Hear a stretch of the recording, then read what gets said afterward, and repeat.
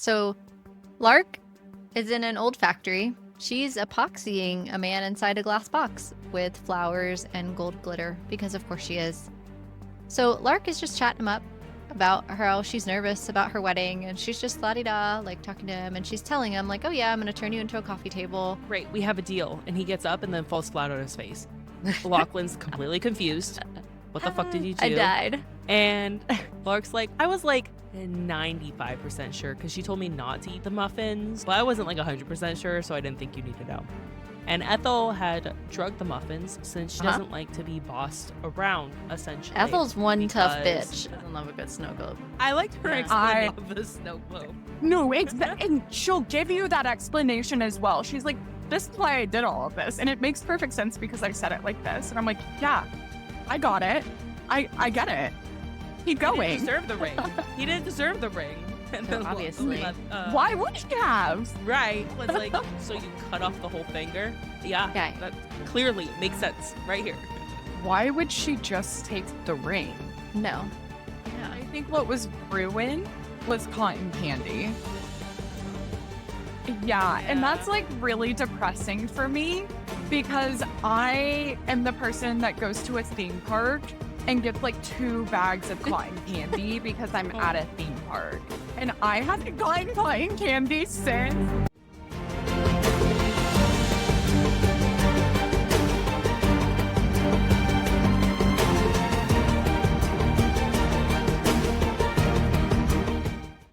Welcome, Night Owls, to the Book Club After Dark podcast, an inviting moonlit podcast. I'm your host, Danny. And I'm Michelle. We break down fantasy, romantasy, and thriller novels. All things enchanting, intriguing, suspenseful, and maybe a little spicy. Each episode features intimate discussions on captivating stories, character breakdowns, fan theories, and more. And this is your content warning. This podcast contains mature themes and discussions that may not be suitable for all audiences. Episodes include explicit language and descriptions of mature romance, as well as depictions of violence and other intense subject matter. This podcast is rated R for mature audiences. Listener discretion is advised. Especially for this series. You definitely need to keep that in mind. So going forward from here, on that note, this is your spoiler warning. So we are covering the Ruinous Love trilogy right now. And tonight we are featuring Leather and Lark by the one and only Brynne Weaver. So just let you know, this is your spoiler warning. Let's get cozy because the best stories are told after dark. All right. Tonight's drink of the episode, I am calling it the Kanes, like plural, Mr. and Mrs. Kane. The Kanes Muffins, right? So we know we're going to hear about Lark's muffins, and we know Lachlan, and we also know he has a little bit of an accent that we like. So the name of this comes from that, but also comes from what we've got mixed in. Let me just show you real quick. It's got a really nice color pretty. to it. We have a garnish of a cinnamon stick, and I used crushed ice for this one. This is Irish whiskey, a homemade blueberry cinnamon simple syrup that I made myself, and lemon juice. You did. And then, yeah, I made it. So down the hatch she goes. Oh, it's super good. I made this, and my husband was like, this is restaurant quality. So it was like, all right, we've got a drink of the episode. And there it is. It's beautiful. Yeah. It almost looks holiday-y too, with the reddish blue color. Oh, I love it. It looks beautiful. Everything sounds like it would taste good. It does. It has like a good warmth to it from the whiskey, and then it's really Okay. balanced nicely with the blueberry cinnamon simple syrup. And I wanted something that had cinnamon, specifically because she has like apple cinnamon muffins. There's different muffins that are mentioned, and we all know what kind of goes on with that if we've read the book. And we also know that she's bubbly and bright. And so I was like, crushed ice is like very Lark, and then the cinnamon stick as a garnish. It all played together really well, and I thought it would be something fun. And I do feel like I could see both of them indulging in this one at Roan's restaurant. I could totally see this as a drink on his menu and them ordering it and drinking it. I agree. Make sure you check the video out on our social media so you can make it yourself as you watch this episode and enjoy it with us. Yeah. This episode, we are, of course, exploring Leather and Lark by Brynne Weaver. So whether you're reading along with us or you're just here for the book talk, we are glad that you're here. Tonight's episode is going to be structured similarly to how we covered book 1, which was Butcher and Blackbird last week. So we are covering it in a synopsis style. We're going to first talk about our trigger warnings, which are hilarious. And we're going to talk about our main characters. We're going to get into our plot, our setting. go through that and break down these books. And what's nice is that just like the previous book, you're going through different time periods and you're hitting different years as we go through. So pacing is really important here. We're also going to wrap towards the end with an interview with our very special guest that has not been on the show before. So I'm super, super excited to have her. Our good friend, and actually someone who recommended Leather and Lark to us in person, Tiffany. She is someone we met at Authentic Books, and I'm very excited to have Tiffany on. Tiffany is just like a ray of sunshine. She's very Lark-esque. I think she'll even Lark-coded. Yep. Yes, I think she'll even describe herself as such, and we're so excited to have her. So she'll be joining us to wrap up the episode, and of course, we'll finish out with our mystery Q&A and what's next for the show. So stay with us. All right, let's get into our trigger warnings. So this is, again, a dark romantic comedy, meaning the dark, there's a lot of dark here. So here's the list. Eyeballs, but not eye sockets. Very different from Butcher and Blackbird. Teeth and tooth byproducts. When I read that, I'm like, what? What? Pizza and beer. Also smoothies. Yep. Snow globes. Oh, cannibalism. Why are snow globes a trigger warning? But we know why. But also, the first time I read that, I was like, how? Yes. Weapons, sharp objects, including darts, scissors, guns, saws, knives, grinders, an edger, and nucleation spoon. Had to look that one up. Severed fingers, crafting with epoxy resin, vehicular collisions, drowning in various forms. And I was like, we drown more than just water. We do, but there are other ways to drown. Do. Terminal illness, detailed sex scenes. You can read the list of that. A reference to parental neglect and child abuse, but not depicted. Religious references and trauma, explicit and colorful language, including blasphemy. Yes, lots of it. Injured dog, but he's okay. So this is important. He's okay. Because if that would have been in there, I'd have been like, all right, I'm out. If they wouldn't have put, but he's okay. Because Brynne knows. She was like, oh, we got to put this. We can mess with the people. We can't mess with the pets. Can't do that. Can never mess with the pets. He was a good boy, too. And lots of death, because there are also serial killers, contract killers, unalivers, multiple deleters. I'm sorry, that is the term that Lark likes to call herself. She's not a serial killer. She is a multiple deleter. Get it right. Yeah, exactly. So I loved this list as I did. And then, of course, we also have, looking at the physical book, you have a really great playlist that's on here. And so you can... There's a QR code for both Spotify and Apple Music in the book itself. So if you scan that, you can get that. If you go on Spotify or Apple Music, you can look it up. And Brynne Weaver herself has created this playlist just like the first book. So that's a nice touch. I know I read a lot where some people don't like to listen to the playlist because they want to have their own experience, which cool, respect it. But other people love to listen to it while they're reading the book or while they're in between listening to the audiobook, like driving down the car, they don't want to listen to audiobook right then, or they're reading the physical book and they're doing whatever, and it just puts them in that world. So that immersive experience option is there for you. I think it's really cool that she does that. I wish all books did that, to be honest with you. I think that would be nice for me. I like the immersive piece of it. And then where is it? Dedication. For those of you who came here after Butcher and Blackbird ice cream and just read the Leather and Lark triggers and thought, she's not really serious about the pizza, right? This one's for you. Oh, she is. Yeah. She always is serious about it. And it's pretty early on, too. That gets ruined pretty early on. I might have ruined pizza and beer, also smoothies, still not sorry. Wow. Hey, Brynne. We forgive you, obviously, because we loved it so much that we decided to cover it, and we're really excited about your next trilogy. So I guess we are gluttons for this type of punishment. I'm not sure what that says about us. So this book is set up very similarly to Butcher and Blackbird. We have our two main characters. We have our female, Lark Montague. She is a singer, but also a multiple deleter of predators specific. She's very specific on who she targets, which is those who target children, ultimately. And then we have Lachlan Kane, who is Rowan's older brother. He is a contract killer for Leviathan, but he also owns his own leather shop. So he has that, similar to Rowan, who is a serial killer, but also he's a chef. He has multiple restaurants. So he also has his own little side thing that he does by himself. And the other thing that's different about this book is we get a couple of POV chapters from the Phantom, which is our main antagonist for this entire book. So we get his voice and his perspective, which is actually cool in the audiobook. If you listen to it, that completely shifts to the Phantom and his unique Texas accent and his very religious terms of reference for how he justifies himself. A unique touch in terms of a antagonist.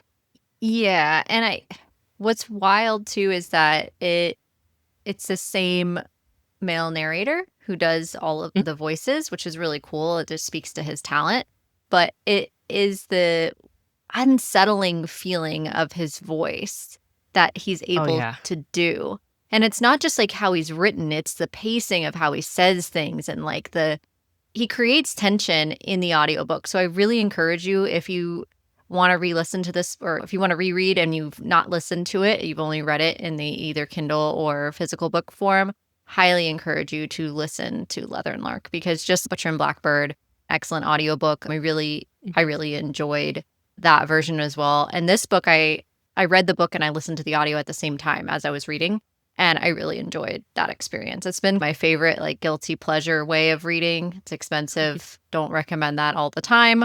But every now and again, it's nice to do that and experience it in a different type of immersion way, because you get the audio and then you're physically reading the book, so with your eyes, so you get the kind of dual. I would say he's one of my favorite voice actors in terms of like male audiobooks, just because of with the three Kane brothers. They all are from Ireland. They have accents, but I think it's really unique how, since the older brother, so Lachlan, hit pretty thick because he did in the United States until he was 17.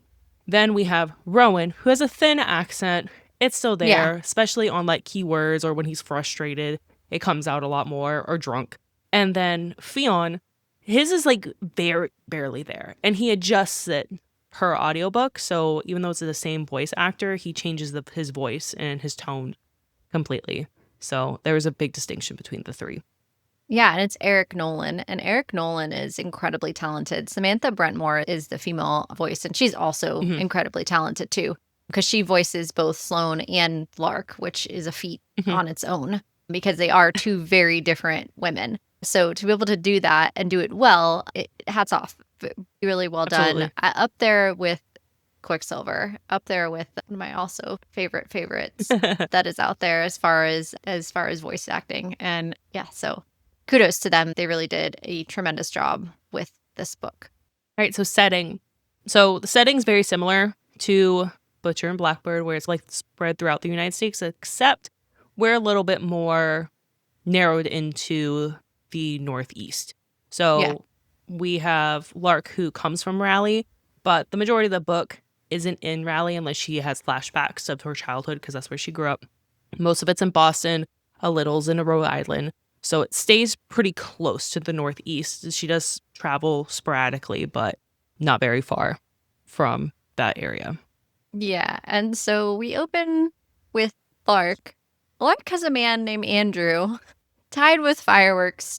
There's no nice way to say this. Strapped to his penis, his dick, however you would like to say this. Strapped to his nether regions are fireworks, because Andrew has cheated on Lark.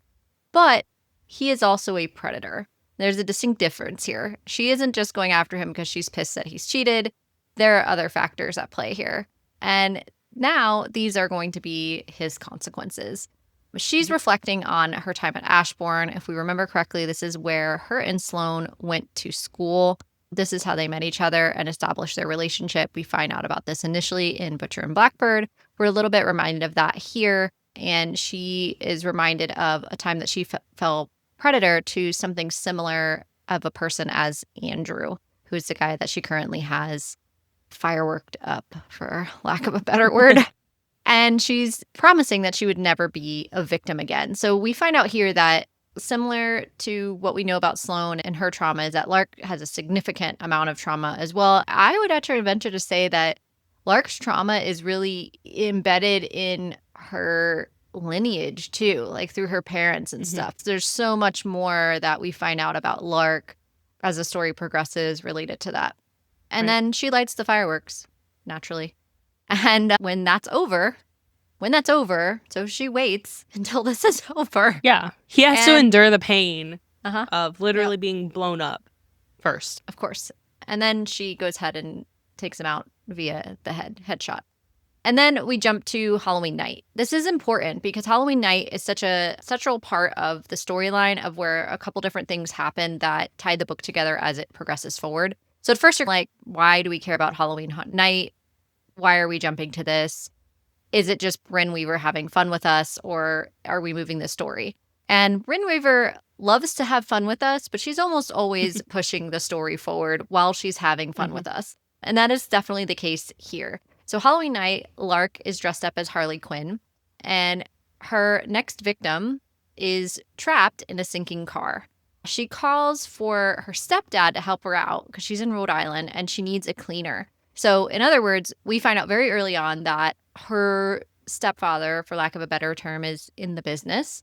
Mafia similar ties, knows how to take care of accidents, can help her out of a bind. So we find this out that she's able to get through with these types of things and that she needs a quote cleaner, which is somebody who's going to clean up the mess of what she's in, and that this person needs to have scuba gear because she's, whoa, shit, I screwed up and now, fuck, they're at the bottom and they're sinking and we need to get this quote unquote victim because we know that more than likely for Lark, this person definitely deserved whatever they got. We're trying to figure that out and she's just, fuck, I need help.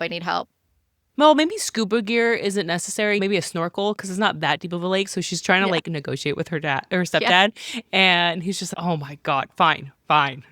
I will give you the number of Leviathan. And she does that, gets the whole password, calls in. And this is when she reflects on who he is. The man that's in the car, who's a predator teacher who she lured over the course of a couple of days, and she hoped to just shoot him in the face. She didn't want to run him into the lake or anything. So it was an accident, little misstep. Didn't go as planned. Yes. No. Her ex was also a serial predator. The guy that she has now is a teacher who is also a predator of young students. Very on theme, very much stemmed to her trauma. And also, she doesn't necessarily kill people who've killed other people, although sometimes they have.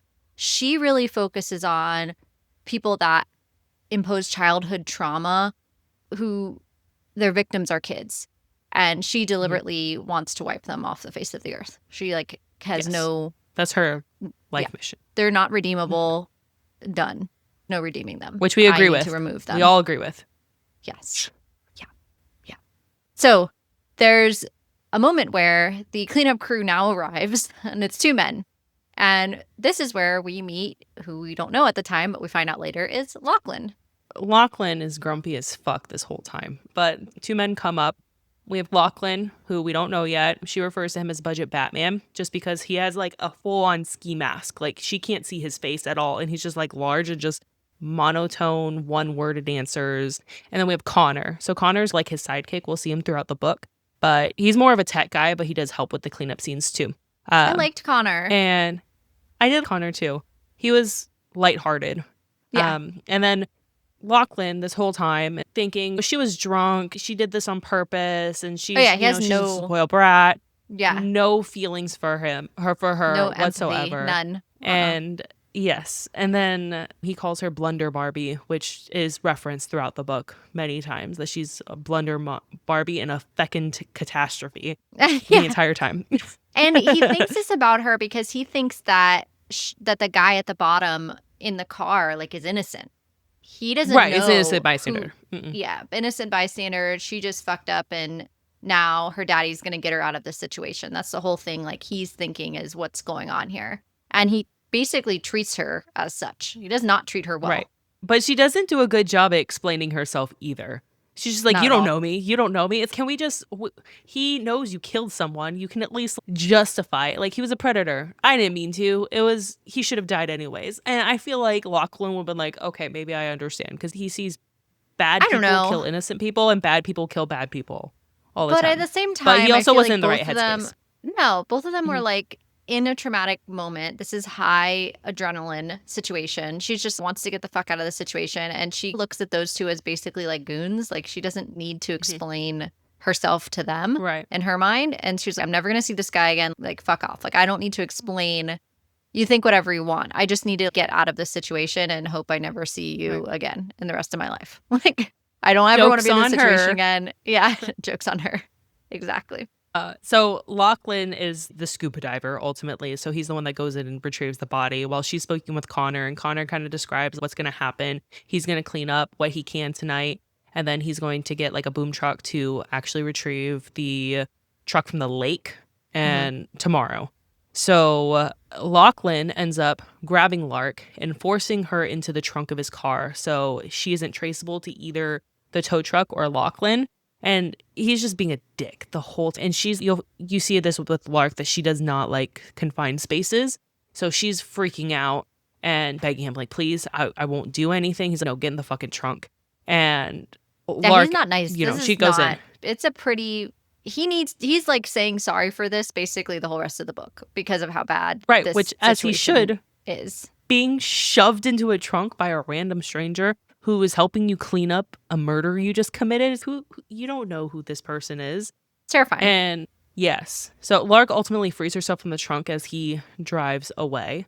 And that's how their first interaction ends. And then the book jumps to 1 year later and we see like the aftermath and the consequences on Lachlan's side versus how Lark continues to see or conduct herself in life. So 1 year later, Danny, why don't you tell us what happens? Oh my gosh, this is where Brynne and her ruining of food begins. So we find out about Leander and Lachlan. And how did you feel about Leander before I even get into all of this? Well, Leander is, with really creepy guys, like when they smile and their eyes are like serious, like their smile doesn't connect with their eyes. Doesn't reach. Type of person. Yeah, it is creepy as fuck. And his voice in the audiobook is really creepy. He is just a psychopath, honestly. Oh. But he's also like a justified psychopath because he's a cleanup crew. So he does bad work for like bad people. It's just in his head, he's like a justified psychopath. I'm not saying he's justified at all. He views it as a business. He's look, I didn't do most of this. I'm just like, it's just a job type of thing. Exactly. He's cleaning things up. He has too much fun with his job though, because I'm pretty sure some of the stuff he does is not like mandatory to make milkshakes. And we're about to talk about that right now. Yes. So we open 1 year later where Lachlan is at Leander's home, which I say home lightly. It's basically this big ass fucking mansion. And he has this other guy, Robbie, tied up. And Lachlan is contracted under Leander. Leander is his boss there's not really a clear way to say that, but basically he lost a contract last Halloween night and he has been in debt to Leander ever since. And we know that the contract that he lost is Lark because Lark got out of the car. She freed herself from the situation. And ever since now, Leander has something over Lachlan because Lachlan didn't complete that job and he's never not completed a job. So a pizza's delivered to them, pepperoni and meat lovers. It's the night of Rowan's opening of Butcher and Blackbird. So now we have a timeline that connects us to Butcher and Blackbird and the trilogy itself. So now we're at the opening of Butcher and Blackbird. So Lachlan really wants to leave because he wants to go support Rowan. And Leander reminisces about how much the Kane boys have grown since we first met them as boys when they killed their father. So Leander has been with these boys for a long time and has basically been a pseudo father figure. I'm going to use that very lightly. I'm going to very loosely exactly how I said it. Leander then makes smoothies because Robbie now doesn't have any more teeth. And the reason for that is being held captive and being tortured.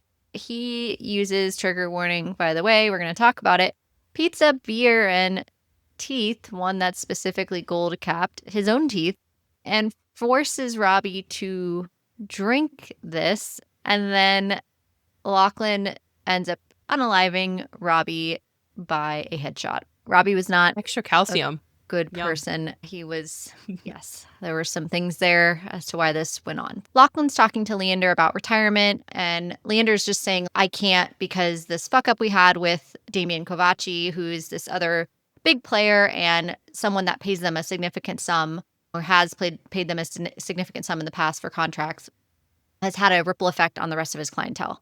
So like word of mouth, etc.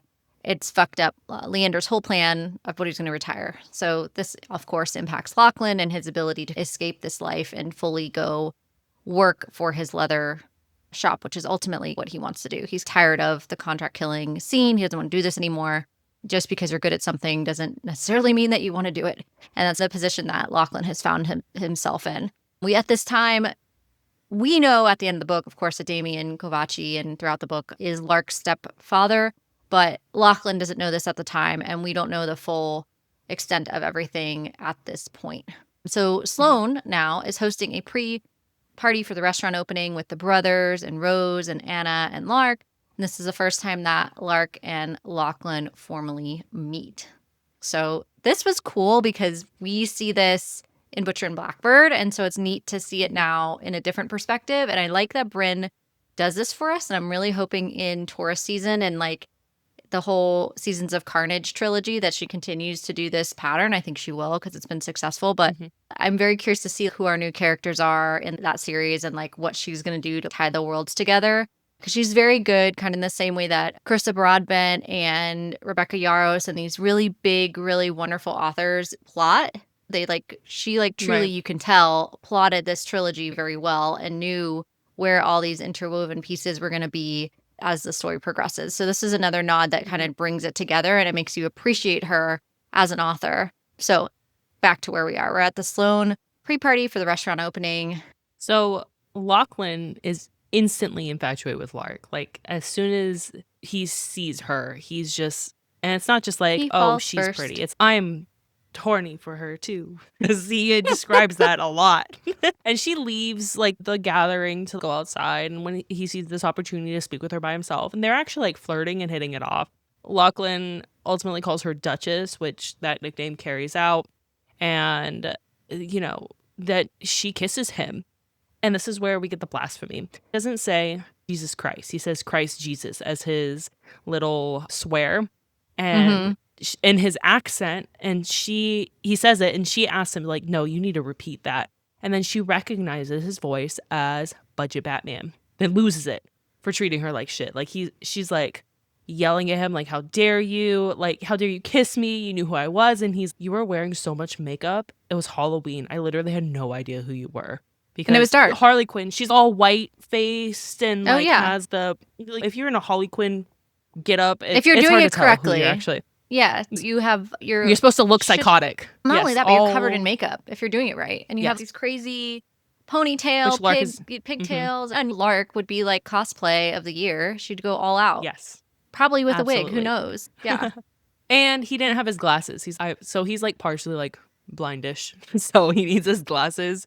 And so he's trying to make excuses. And she was like, listen, I love those people in there. We are not going to talk. We are not going to do this right now. And I'm going to turn in and pretend that you don't exist. So they ignore each other's existence throughout the remainder of the night. And then we obviously would know the remainder of the night from the Butcher and Blackbird perspective. So and then also, Sloane and Rowan, they don't know what's going on. And this is tied to like how Sloane is so confused over time because she doesn't know what happened at all. That secret of what happened it's still, there's no understanding. And poor Sloane is just like in the dark with this. And as a bestie, like it just like eats at her that she doesn't know what's going on with Lark. It just bothers her. That's important to note that. So Lark knows Sloane is a multiple deleter, but Sloane doesn't know Lark also does the same thing, which I thought was she explains that she has this whole image and expectations that people have for her and that she wants to keep up. But also, like, your bestie does the same thing you do. I think she would understand that. Yeah. But I wonder, too, if maybe this is where she's thinking, I don't want to give Sloane more trauma. She's my best friend. I'm her rock more of the time than she's mine. I don't want to burden her. Because for Sloane, like, dating is, like, not achievable. basic like things in society socially she can't do. And maybe she didn't want to burden Sloane with this other aspect of her life. But instead of viewing it as give Sloane a chance, she's an adult woman and she can make that choice herself. Let's not really let her be a friend to you too. But Lark is like the sunshine character, and she has a really hard time pushing her difficulties on other people, and she struggles with that. She wants to handle everything herself, and same with Lachlan. She wants to handle this shit herself. She doesn't want anybody else to help with it. Then next we have the Phantom. This is our first perspective of him. So he's in Guy gives me the Ronan's creeps hard. Right. He's in Ronan Sloane's apartment and sees that they'll be at a tattoo appointment at 1:00. And he's been watching their apartment specifically from the outside. And we actually get a little bit of his perspective from the end of Butcher and Blackbird. And we know he's specifically targeting Ronan Sloane because they killed his brother. And he believes they need to atone for their wicked ways. He's following the eye for an eye type saying. And since Rowan killed his brother, but he's like now interested in Lachlan and Lark, ultimately he's trying to figure out the best way to get back at Rowan and Sloane by killing the people that they love, ultimately, and making it as torturous as possible. And so killing Lachlan, the Butcher, the Spider, and Lark make sure Lachlan is ultimately the one to blame. And that's going to be like the best payback for them. So yeah, he's creepy. I didn't like his chapters, but I didn't like his character, but I like how well developed that Brynne Weaver made the villain, because this is a very different villain than from Butcher and Blackbird. And on that note, reminder that the Phantom is Harvey's brother. So this is where the relation ties in. So Harvey, the guy that had the mummified mom and like all of that going on with the cameras and the disgustingness, this is his brother. And so that's who we're picking up with. And I think it's interesting how you have siblings throughout these series, that these type of things like tied together, because this gives motive an extra push. And it's also interesting with the siblings how childhood trauma can clearly manifest in two completely different ways, because Harvey Mead was a psychopath in Texas, like his horror house, literally chainsawing people. And then we have Abe, the Phantom, his name's Abe, thinking it's terrible that his brother died and people should pay for it. Sir, your brother wasn't a saint. I don't know about this atonement that you're talking about. It was very interesting. And Brynne Weaver, a little bit, yeah. And Brynne Weaver, she doesn't reveal until towards the end that it's Harvey Mead's brother. But you end up piecing it together because he's going after a brother. Rowan and Sloane killed a brother. He's from Texas. They only went to Texas once. So you piece it together pretty quickly that it's him. It's just getting into the psychopath's mind is just it was difficult. Yeah, I didn't love it, but I knew why we were there. It drives a story because they don't know that he's there. So how else can we know that he's there? Right. You know what I mean? That's exactly. Because he's there the entire time. Yeah, but Lark and Lachlan don't know that he's there. So the only way that we're going to know that he's there is to be from his perspective, which is not fun, but does drive the story. So we have a reason for it. So one year later, we jump again. So now since the start of the book, have jumped 2 years forward. Lark enters her Aunt Ethel's home and greets her older sister, Ava, who is supposed to take Ethel to Sloane's surprise elopement. And she overhears her mother. So now we're at the end of Butcher and Blackbird, basically, from a timeline perspective. She overhears her mother and stepfather talking to Stan Tremblay about Lachlan Kane. And they're trying to figure out people who would target them. Their family business is Muffins, right? So that's where the drink of the episode comes in. And not just any muffins. These are like sold nationwide. They're doing a damn good job with muffins. They're doing a lot of good work in Providence. It's a cutthroat business, muffins. Too. Yes. Doing a lot of work with muffins. They sell a lot of muffins. And they're Aunt Ethel's muffins, actually. So she's good with muffins, too. And every 40 days, though, someone in their circle dies. This is also a nod.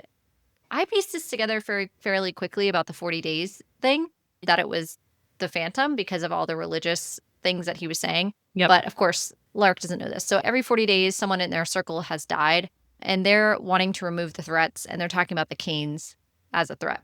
They see them as a threat. Lark is at her Aunt Ethel's home, and she's greeting her older sister, Ava. She's supposed to take Ethel to Sloane's surprise elopement to Rowan. So again, we're at the end of Butcher and Blackbird. Lark, overhears her mother and stepfather talking to Stan Tremblay about Lachlan Kane.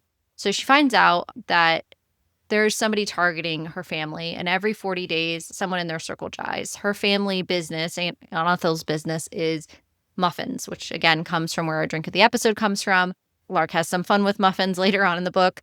And more importantly, though, this is where Aunt Ethel comes in, and she makes sure that Lark specifically hears this conversation because she's involved now with the Kanes. And she thinks that Bob Foster is ultimately the culprit here. Her Aunt Ethel has a plan, and she's saying to Lark, if you marry Lachlan, you can protect him from this because ultimately your mother and Damien value family over everything. Therefore, regardless of them wanting to target the Kanes, they will not do so because now they can't, because now you've basically married into the family and they're not going to do that. So then we jump to Sloane's wedding. So Sloane's wedding, we actually don't see this part in Butcher and Blackbird. We only see up till the surprise elopement, right? So this is the actual wedding ceremony. Lachlan walks Sloane down the aisle and he promises to dance with Lark at this point. And the entire time, like, Lachlan's trying to dodge it. And Lark ultimately goes up to Lachlan. She's going to not stop until we dance together, so we need a dance. And they talk about not liking each other and how Lachlan gets the worst jobs because of her and how she ruined his life. Lark ultimately offers him a solution. So she'll give him the Montague contract, which is Muffins, and Muffins' very cutthroat job. And Bob Spinoffy's, which is the Bob Foster, he is their number one like competitor, and he's been riding her on. So ultimately, she thinks, as well as Aunt Ethel, that he's probably the main target here. Ultimately, what she says is he needs to help her figure out who's been targeting her family. They need to be married, and it's the only way to guarantee his safety as well as Rowan's. Because the only reason why they think both the Kanes, they think Lachlan obviously has a vendetta against them for they think he was fired. He wasn't, but they don't really know that. Rowan, they know of Rowan's kind of past and what he does on the side. So they think that he would be a threat, and they don't do well with threats. So she proposes this to him, and then we get next to Lark's wedding. So this goes down pretty quickly. There's a quick pacing at the beginning of this book. Yeah. So Lark is in an old factory. She's epoxying a man inside a glass box with flowers and gold glitter because, of course, she is. The man, Patrick O'Neill, was grooming his students. So Lark is just chatting him up about how she's nervous about her wedding, and she's just la-di-da, like talking to him, and she's telling him, like, oh yeah, I'm going to turn you into a coffee table. And she always takes a trophy from the pedophiles that she kills and turns them into a craft. So she's like, she I listens needed a to table. Patrick, like, bargain. Yeah, she's like, I need a table. This is what we're doing. Just she's like, accept go to it. Target. And yeah. And the whole conversation is wild. Writing this for Brynne must have just been like, what? She's probably thinking to herself, like, what is my brain? Because I'm reading it and I'm like, girl, what is your brain? What is going on here? And then I'm also laughing at the same time because it's just, she just has this way of injecting like comedy in the most like obscure, ridiculous situations. And this is no exception. This is a perfect type of Brynne Weaver writing that I have come to love. And the difference between her books as a thriller specifically versus a dark romance, almost dark rom-com situation. She's able to do this. No one else I've ever read before. She has done this very well, and I enjoy her writing because who can laugh while someone's getting turned into a table? Like, I don't know how that's possible, but here we are. So after listening to Patrick try to convince her of not making decision, that he made a mistake, he won't do it again, blah, blah, blah, of course. She pours the remainder of the gold epoxy, and then she lists the names as this is happening of every single girl that she knew of that he had harmed until he stops breathing, because this is only names that she knows of, and it's significantly long. So it further emphasizes that while the people that she unalives were not killers, they what they do is, in her mind, worse because they don't take their life. They take their life in another way. So they are murderers. They're murderers of their innocence. And these people can never, ever get over what someone like Patrick O'Neill has done. They can never, ever move on with their life fully. They're always going to have the trauma that Patrick O'Neill has caused the rest of their lives. And so this is why Lark feels justified in what she is doing, and this is what she stands behind. She's also living that because she was also groomed and was a target of a pedophile, and she is a grown woman with that and still having trauma and still having PTSD and all of that. So that's something she lives with. And it further drives her to want to stop as many other girls going through this as. And so in her mind, one more off the street, and also helps her kind of deal with her own trauma in her own way. So Lark returns home, and we love a girl with a dog, and she's got a doggy. Of course. And we love her doggy. Yes. Her and Bentley are now getting ready for her wedding. Sloane questions her decision, and this is where we have Sloane come in being like, what the fuck's going on? Like, you're marrying Lachlan? Like, why? I just married his brother. What is going on here? She has no idea really what the hell is happening here. Lark just says, you just need to trust me. That's it. So they do. And Ethel gives Lark her wedding ring as a gift. She tells her being in love isn't enough, but it's choosing love that is what makes the marriage work. So they kiss and get married.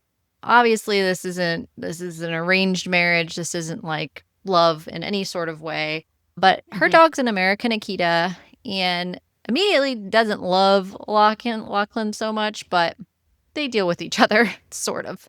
Yeah. Lachlan wants to discuss the plan so that they're on the same page. He needs to meet her family. They need to pretend to like each other. And remember, at this point, like, everything is not good. Like, she has not forgiven him for what happened 2 years prior with the whole car situation. She's doing this for Sloane, in her mind. She's doing this for Sloane. She's doing this to protect Rowan and Sloane because she loves Rowan and Sloane. This is really not about Lachlan, to be very clear. This is not about Lachlan. She has no, like, positive feelings towards the guy. Yeah, she finds him physically attractive, obviously, but other than that, she's not at all interested. And then Lark also needs to meet Leander, but he'll just need business assurance in terms of, like, their marriage, ultimately.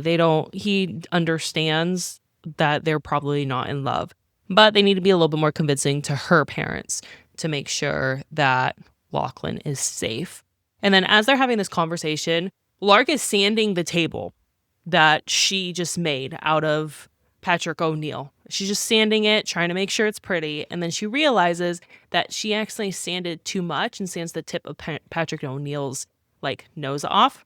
And she starts freaking out. And Lachlan notices, like, the smell of a corpse. But she's just like, oh, it's just Bentley. He farted. He's like, you need to change that dog's diet. That's awful. She's like, you just need to get me a cake tin of a star and let me fix this.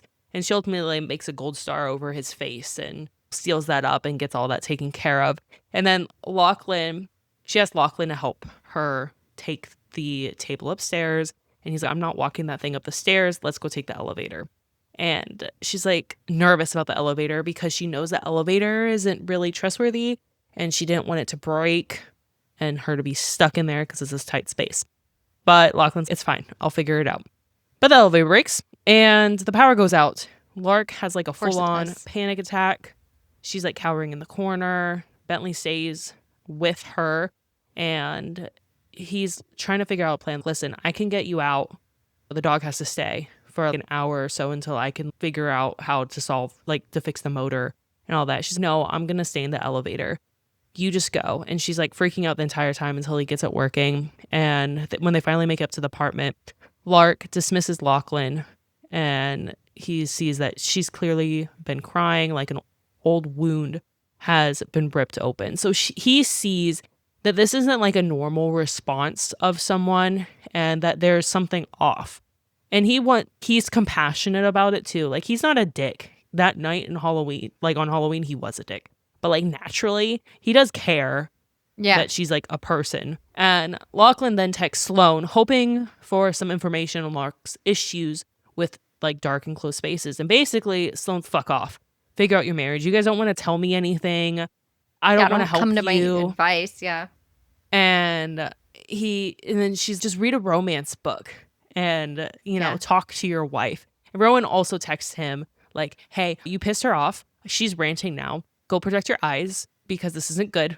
Yeah. So he's getting 2 side conversations. I actually did like the texting of this series too. I thought that was fun because it adds personality to them too. Fun. And Lachlan takes her advice. He's like trying to be better because he understands he did fuck up and he wants to make it better. And he knows that Lark is sacrificing a lot of herself to protect him and his brother. So he respects that.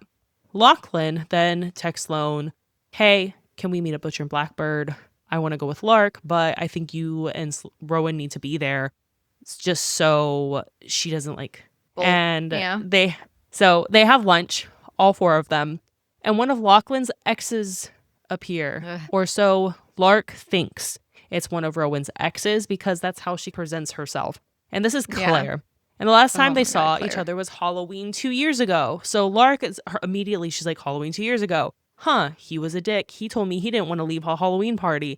And there's this girl here who's pretty and bitchy. And once Claire leaves, Lark is just going to go too. And Rowan and Sloane are like, you better get your wife before she cuts her. You better go get her right now. And he said, what are you talking about? She's artsy and happy. Like, why would she cut someone? They're like, no, you got to go. And Lachlan finally finds her. And she's literally stalking Claire down an alleyway. And Lachlan has to like grip her throat. What the fuck are you doing? You can't, what was your plan? And she's, maybe I would have glitter bombed her home. Which she has done before because she did that to Rowan when Rowan told Sloane that she was unlovable at the very end of Butcher and Blackbird. And Lark ultimately says she's the reason why you didn't want to go or you didn't want to leave the party and you were all pissy. And he's, yeah, but it's honestly because of Fionn. Claire broke Fionn's heart and he proposed. She broke up with him and he didn't want to leave him because he was such a hot mess because the Halloween night 2 years ago was the first time Fionn saw Claire since the breakup. So she realizes, oh, she's not an ex. This is a brother thing. There's something deeper there. And I think this is the point where they're realizing there's more to the other. I feel like emotional, the walls are starting to break down just a little bit more. Lachlan is opening up more than she is at this point. And then Lachlan has more questions about Lark's past. He goes back home, starts researching because this is it. She likes glitter and cutting people. That this doesn't make sense. And he goes through all of her stuff. And she is obsessed with Keanu Reeves this entire time. She loves movies. She does movie Keanu references, Reeves, especially Keanu movies. And he goes into her room. He finds the Constantine movie poster and finds a hole in the drywall. And he collected all the items that were in the drywall. And when she gets back, because she had to walk off whatever steam she had, she gets back, he demands they talk. And he asks her, this is where the snow globe comes in. He asked her about the coaster that is there. It's a leather coaster. Remember, he works with leather. So he sees this is leather work. He also probably knows what kind of leather this is. Yeah. And there's maracas, and they're just maracas. What are you talking about? And he crushes them, and there's human teeth in there. And there's also a jar with a ring on the finger and a snow globe. And every time she's making excuses, he didn't deserve the ring. And he's like, so you cut off the whole finger? What? And that's exactly what I did.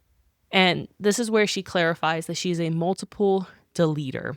And this is her collection of things. And she begins to ramble nervously and fearfully too, because she hasn't talked to anyone about this. This is the first time her secret's been exposed. Yeah. And she's deleted 10 men, ultimately. At first she's 8, she's maybe 9. Actually, there's this other guy. So 10 other at this point in the book. There's obviously going to be more because we're still, not even halfway through yet. No. Nope. And then then Lark immediately runs away, saying Sloane and Rowan don't know because she loves them and people expect her to be a certain way. And she just does not want to deal with this. She doesn't like dealing with at all. So then we go into meeting the parents. Oh, yeah. We transition now to meeting the parents. So Lark, of course, now has to introduce her husband to her parents because this is the whole point. Lachlan intentionally makes his Irish accent thicker to charm her family even further.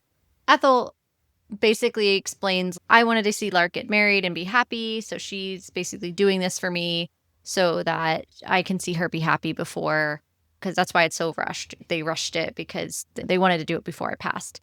They talk about their first meeting, and they lie about how they spent time together, and then they start to talk about a contract with Leviathan. Lark acts as Ethel's chief security officer.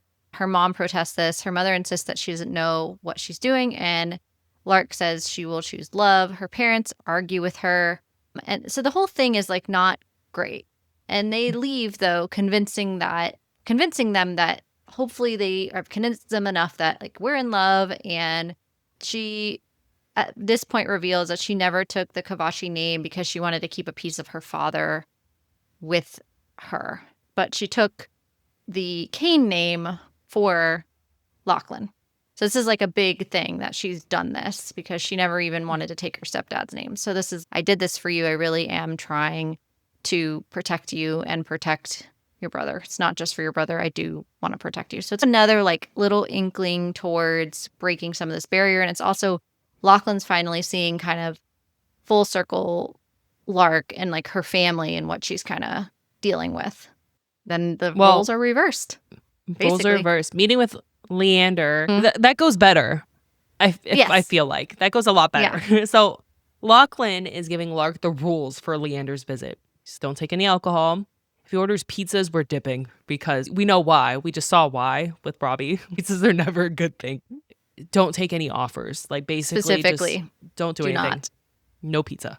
And Leander opens the door with a gun raised at him. And this is where Lachlan's like, you fucking psychopath. What are you doing? Put that down. And Lark gives Leander a basket of fresh brown butter apple cinnamon muffins, and Auntie Ethel made these specifically. Yes. Lark wants to discuss immediately the Montague contract. And he's cool. Let's get down to business. I like that. And she says, one contract now, she'll pay the full retainer. One job will be initiated immediately. Once that job is done, Lachlan retires and the second contract will start. And this is when they start like really negotiating. Lachlan's, I won't leave until you have the second contract just to give you some of that security. And Leander's $1 million for the retainer, 5 jobs a year. Lark counters $600,000 retainer, 4 jobs, and start today with a $100,000 bonus if the target is caught and identified before her aunt passes. And so remember, we're looking for the 40 nights guy at this point. So we're looking for the Phantom, which we don't know that we're looking for the Phantom. They don't know that we're looking for the Phantom. But the whole idea is centered around Ethel and Lark putting together this plan to go after who the killer is of who's killing someone in her close circle every 40 nights. That's exactly it. Leander's great. We have a deal. And he gets up and then falls flat on his face. Lachlan's completely confused. What the fuck did you do? I died. And Lark's like, I was like 95% sure because she told me not to eat the muffins, but I wasn't like 100% sure, so I didn't think you need to know. And Ethel had drugged the muffins since she doesn't like to be bossed around, essentially. Ethel's one tough bitch. She is. You don't fuck with Ethel. Nope, you don't. And ultimately, they're like, well, we're here, so let's go down into, basically, they have these research servers that they do. I'm thinking like dark web. Ultimately, they have access to all the shit. So he shows Lark this area, and first Lark types in the name Lewis Campbell, which we're like, we don't know. We think that's a random name, but Lachlan kind of tucks that in the back of his head because he's like, why would you want us to research that name? Then let's actually just start with my aunt's nemesis, which is Bob Foster, the other muffin guy. Yeah, the other muffin man. So they have a first target. So now they're on this kind of similar to the setup of a Butcher and Blackbird, but it's not a game. It's more of now they're going to team up together to try to solve what's happening here. So they're now invested together to go on this step-by-step journey. And he knows enough about her to know, like, she's not fucking around and she's dark. Because obviously she has all these trophies of what she's done and he found those. So clearly he knows a lot more about her now. And also she knows that he's a contract killer. Cat's out of the bag. So there's no kind of hiding behind any of that anymore. So now we have their first target. Lachlan at this point now is trying his hardest in his mind to earn forgiveness with Lark. for throwing her in the trunk. So she's still fucking pissed about this, and she has not forgiven him in 2 years for any of this. Yeah, they're married, but she's still, yeah, this is not for you. So he signs her up for a sleep retreat and says that they'll figure something out and she needs to sleep and take care of herself. Lachlan reassures her that he's not going to go leave her or break their vows, and he's not trying to sleep around. There isn't anyone else other than Lark. Because remember, like, he was always attracted to her, and he fell first from the beginning. And I also love that about Brynne Weaver is, like, you have no question about the male loyalty almost ever in these books. They always have fallen first. So even though their marriage is not ideal, he tells her, like, I'm not sending you away because I'm trying to hook up with someone else. I really am sending you away because I think you need it, and you need to. He saw her have this breakdown, and clearly she's freaked out about whoever's targeting her family, like high stress. Lark's going through it. So he tries to do this nice thing.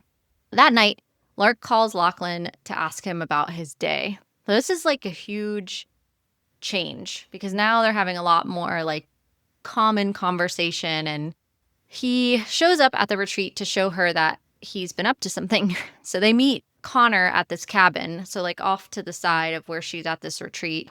It's Dr. Lewis Campbell's cabin. And we find out that Dr. Lewis Campbell is the headmaster of Ashburn Institute, which is where Lark and Sloane went to school. And Lachlan has him tied up. Of course he does. Presses him as to why he didn't do anything when another teacher raised concern about Mr. Vernon's behavior with female students and their deteriorating mental health. Campbell defends himself, saying there was no evidence of Mr. Vernon's behavior. We all know what happened with Mr. Vernon. We understand that this was involved with Sloane and then Lark. However, when he brings up Lark, Campbell says he has all the recordings of the deal he made with the Montagues, which will be leaked to the FBI.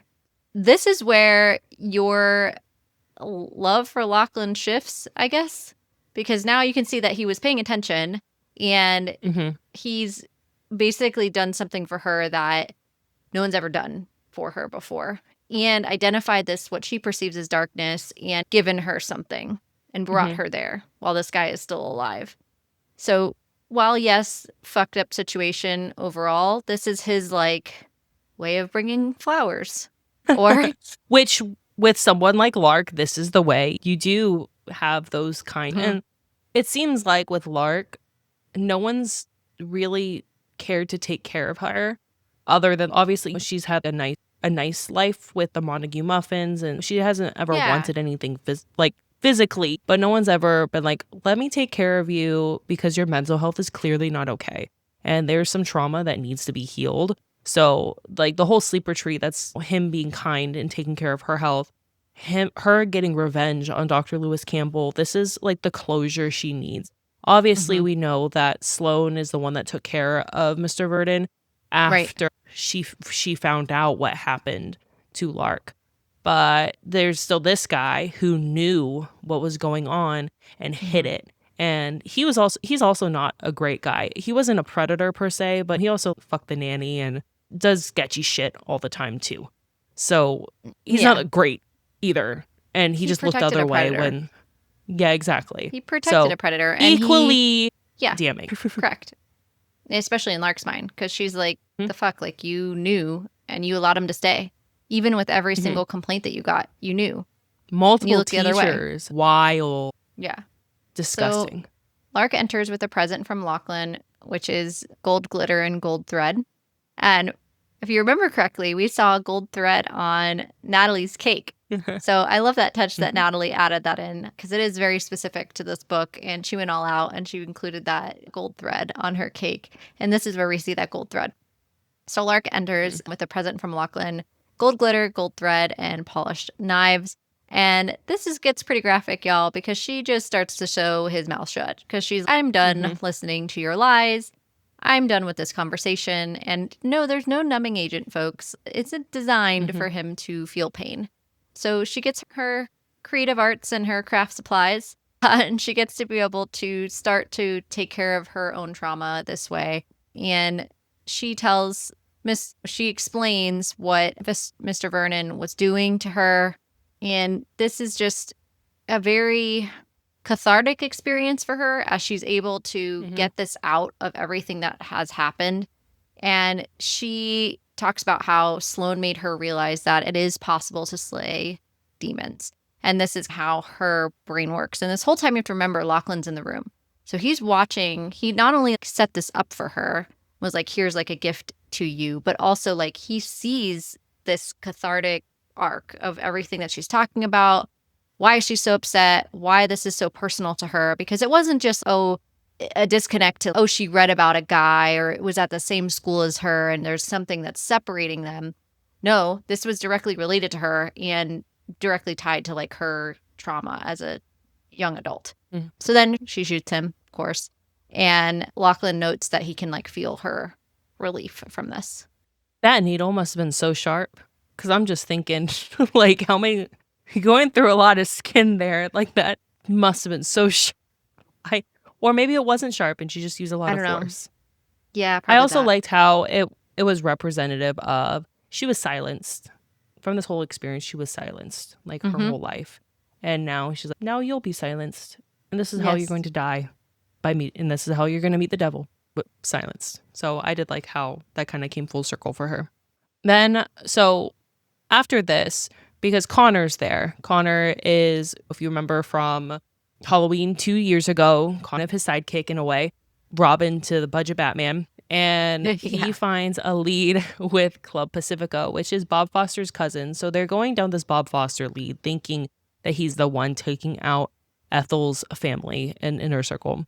Payments are being sent through the club's books that are like $50,000 at a time. So he's like, this is sketchy. I can't trace Weird. them. Let's figure out what this is. And Lark returns to the sleep retreat. She calls Lachlan. They talk about her day at the retreat. So now you see how the effects of this experience for was that she's literally like the tension's gone between them. They have this casual conversation. And then she asks him to read to her so she can fall asleep, which is the Sweet. script from Constantine. So obviously he was up reading a book, but this is what he reads to her, which is her favorite movie. And they share that moment that he's watched it 11 or 12 times and she's like giggling. And I like that. And like now you see their relationship switch from forced to more relaxed and like kind of almost getting into a normal scene Even of a friendship. marriage Yeah. type. Yeah. Right. They're attracted to each other, but nothing that way has happened at this point. Yeah. No, in terms of like her books, this was pretty slow. You get Yes. like way more than halfway through the book till you get like anything spicy because Lachlan basically is, I'm not going to do anything with you until you forgive me, which he does explain later on as well. And that brings us to Abe Midas. Lachlan is closing up his store, the leather shop, and when Abe is there, he enters. So this is where we first see the Phantom actually speak to one of our main characters. And he says he has an appointment tomorrow, but just wants to see, hey, are you free now? He has a saddle that was passed down from his grandfather, and he wants to know if he is able to redesign, if he can make it nice or whatever. So he describes his father's a pious man. He gambled away all their worth. He like says all this weird shit. And even then, like Lachlan's just, what is with this dude? At this time, Lark enters the shop and she's singing an old hymn. And it's this weird moment because he's, oh, are you like a believer? And she's, oh, not anymore. And Lachlan dismisses Abe and they leave. Everybody leaves. So this is our first weird thing where he comes back in. And it's necessary because, again, we don't want to forget about him. Because the whole reason we're here is to find out what's going on and who's killing the 40 Knights and all of that. But this is another point to this religious aspect of this killer in particular. Yeah, that's very core in his personality that he just cherry picks scripture and just throws it at people, which Lark does make a comment about, and she's definitely uncomfortable with like his conversation, but she's too polite to say anything, so she just smiles. So, dude. and we know why. The fuck? It actually Yeah. linked when she says not anymore, it actually links later on because that actually has to deal with a traumatic story in her past. So next, ultimately they leave because they have plans because they need to go to Club Pacifico to figure out what's been going on in their books. And Lark waits in Lachlan's truck or car and realizes his audiobook is playing a romantic scene. So this is I love this where part. we see that he has been reading romance and he likes specific scenes, very Spice. backdoor actiony in Uh-huh. terms of spice, which Sloane. So Lark texts Sloane, and Sloane's shocked that he listened to her advice, which is funny. And Yeah. when Lachlan returns, Lark's like teasing about the book, and he's just completely not shame, but he's just embarrassed that yeah. she heard got it. caught, yeah. And It's like the equivalent of the memes where they're like, if I get in a car accident, make sure someone turns off my audiobook. Because the door Yes. flies open and like, of course, like the most spiciest scene he ever. beeped and the beep and the beep. Yeah, basically. Exactly. Or if someone's listening to our show and they get it, I'm really sorry. I'm sorry. That will never But also happen. not. No. But so yeah. Pause it. Then they ended up driving to the club and to find more information about the money. They enter the club and they immediately find the office, and Lark finds an invoice for $50,000 to a contracting company ultimately. So that kind of dismisses that. But they have to quickly hide because someone's about to come in, and they hide in this dark closet. This is where Lachlan has to keep Lark calm until the man leaves. So he's like holding her mouth, like trying to soothe her, because he knows like she has panic attacks when she's in confined spaces. And yeah. Lark realizes how much she really wants him there, and more than a kiss to the temple, because he does kiss her to like soothe her. And Lachlan declines her until he knows she forgives him. And Right. this hurts her, but also respect. He's not going to just have sex with her, even though that's his wife. To be intimate, Lark needs to forgive him. They go back to the club. Sloane actually texts Lark that there's an open investigation of Dr. Campbell's disappearance, and she hints that maybe Lark is more like herself. And she even tells her, like, I will love you all the same if you are, and I'd love if you'd like tell me about it. Says, I would love that if they could do that. So this is where this is the second disappearance that's coincidental, where you're connected to the person. Yeah. So she's on the trail, but she's not accused her of anything. And then Lachlan comes up, tells Lark about his upbringing in Boston, how he grew up very close to the club that they're actually at. And he owes Leander a lot for getting him and his brothers an apartment, giving Lachlan a job at 17 while the boys finish school. And Lark confesses to him that the home invasion is why her dad is gone. Her mom walks with a limp, and why she doesn't like confined spaces. Right. So that was another traumatic experience for her. And she recounts the invasion and says after that she never prayed again, even at Ashbourne when she was going through all of her trauma there. So again, they're opening up a lot about each other, and the walls are coming down with them, and they're being a little bit more intimate in terms of like their emotions. So then they leave, and a part of Lark feels healed after this day. Now get to the show. The show is a good one. Oh my God. Why am I always on the spice? I swear to God.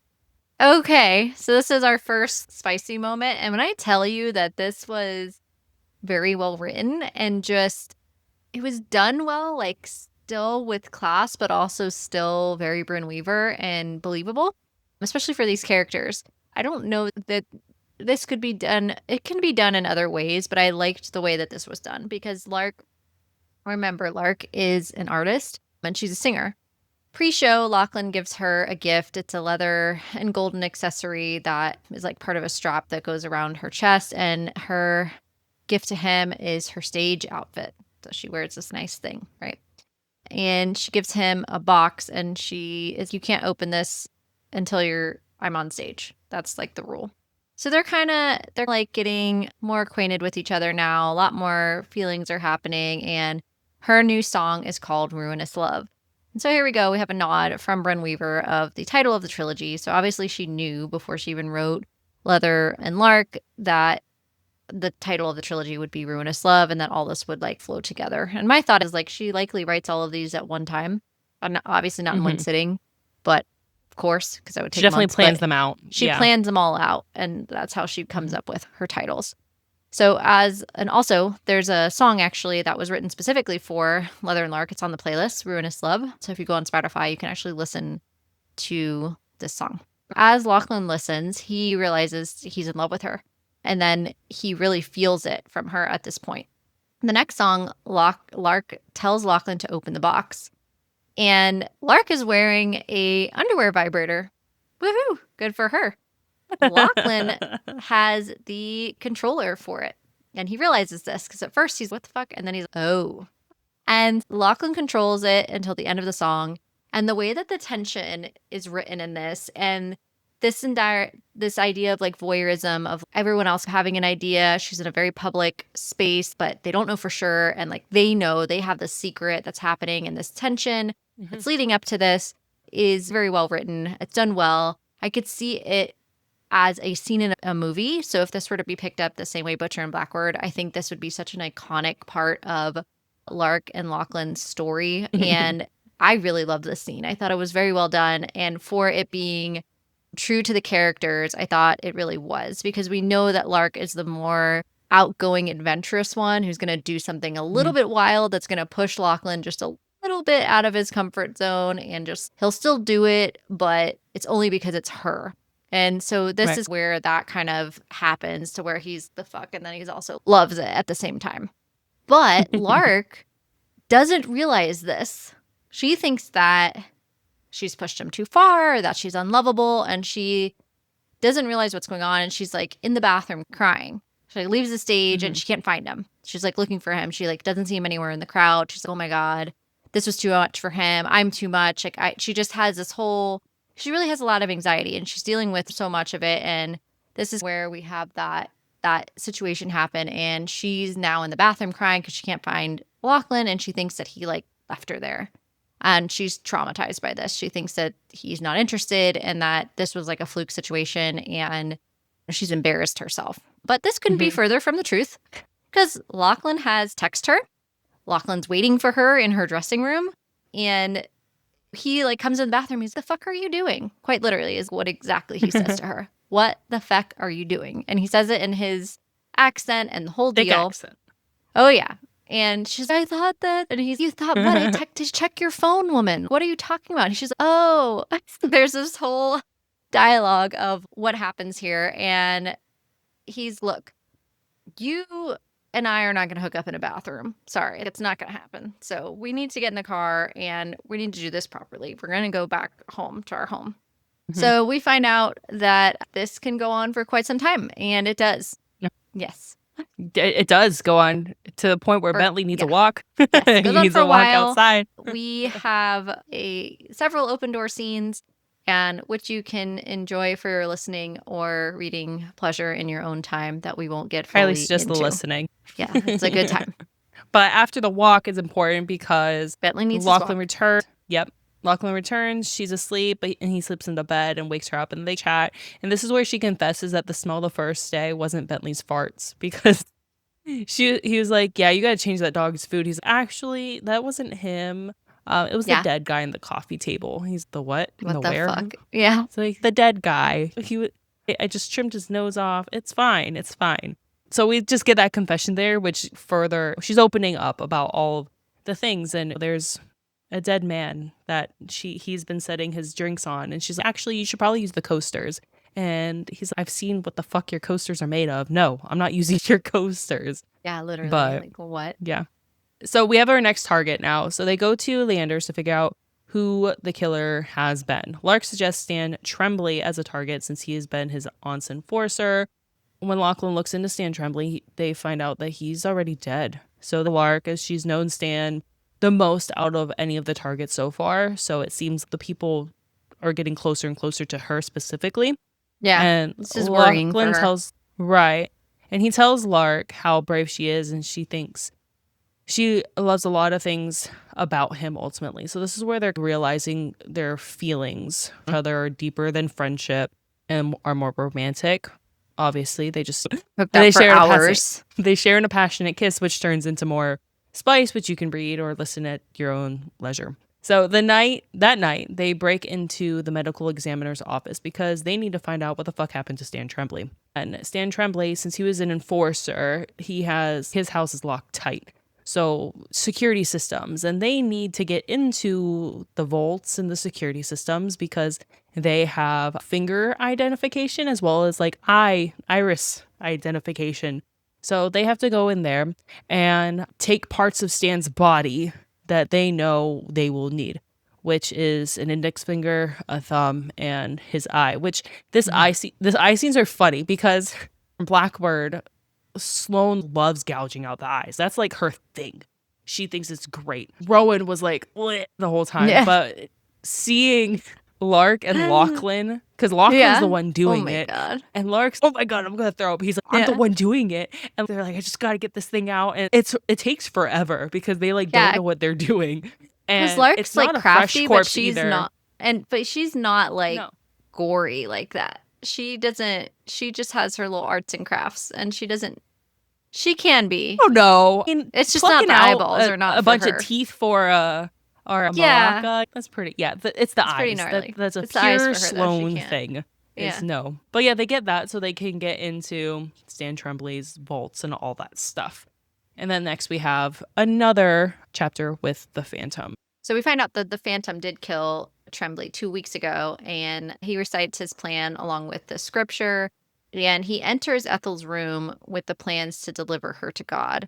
She asks if it's on the behest of Bob, but the Phantom doesn't know who Bob is, of course, because no, it's not. And this is where Ethel realizes that she doesn't really know who the fuck this guy is and that she's about to die. The Phantom asks Ethel if she has any regrets. She says she regrets not stealing Bob's muffin recipe, and she regrets not having gone home with Spencer Jones when she was 23. And Ethel's very graphic, and you can read this yourself, about what she didn't get that she wished that she had gotten. Michelle's laughing because I can't get through. I can't get through what I'm trying to say here. But for 62 years of marriage, she never got some stuff done to her that she would have liked. And this is what she tells the Phantom, who you will know is going to love hearing that because he's sitting there reciting scripture. So Ethel knows this. And Ethel just taunts him the whole time. He's talking to her about his mother showed the darkness that the world has to offer. But he drugs her, ultimately. And she says to him, as her dying breath is like, touch my Lark and he'll kill you. And, of course, she's referring to Lachlan. Course, because she knows that ultimately they're gonna be together. And I love that Aunt Ethel knew her own niece and her needs and saw that Lachlan could be that piece for her and did that for her. I loved their relationship and how close that they were and how what Lark could see for herself, her aunt could see for her. And it was an act of love that she sets them up together in the first place. I agree. And that is not the last we see of the Phantom because he comes back. Ultimately, Lark and Rose meet up. Fiona's dropping her off with Silveria, which Rose, we see more of her in the next book, but this is a timestamp too because we see this foreshadowing too. And we see this chapter also from Rose's perspective. Silveria is like the traveling circus. And they're going to part ways. Lark gets a call from her mom about Aunt Ethel's passing. She's upset. She calls Lachlan, and they decide to meet at the nursing home. And then she goes to her apartment. She waits for an Uber, and then Bentley's all barking and freaking out. And she's like, the Uber shouldn't be here. She checks her app. Uber's not there yet. And it's Abe Midas and is in her home. And Abe attacks Lark and Bentley. Bentley, being the good boy he is, when he like angles himself even when Lark is on the ground to protect her, and Abe ultimately closes in on them. And then this is so bad. Then she's gone. He takes her away. So we flash back to Lachlan. He's in the nursing home, and when Lark isn't there, he has Connor look into it. There's no way I should have beaten her there, even with waiting for an Uber. And Lachlan realizes Abe Midas is behind Stan Tremblay's death and is likely the reason why Lark is disappearing. So he's trying to piece everything together because he killed Tremblay with a tool from Lachlan's shop. So that's like a big connection there. And then one of the nurses recognizes the description of Abe as the temp nurse who left an hour ago that was caring for Ethel. So again, that he's connecting the dots with Abe Midas. Lachlan goes right. So obviously he has Connor look into that name. And then Lachlan goes to the apartment, but only Bentley is there and injured, and he orders Fiona to save the dog. And Fiona's like, I'm not a vet. He's, I don't fucking care. Save the dog. Yeah. What are you doing? This isn't the time to argue, bud. No. And save the fucking all this dog. time, he's been saving a raccoon Well, let's just remember that. So if you go to Sight and Sparrow, he's like saving a raccoon this whole time. But we're going to question the dog. Okay, Fionn. Then, so Fionn and Rose are there with them. And Rose is the one that accompanies Lachlan across the street because Lachlan's, he's been watching us. Goes across the street into an apartment that looks directly into theirs.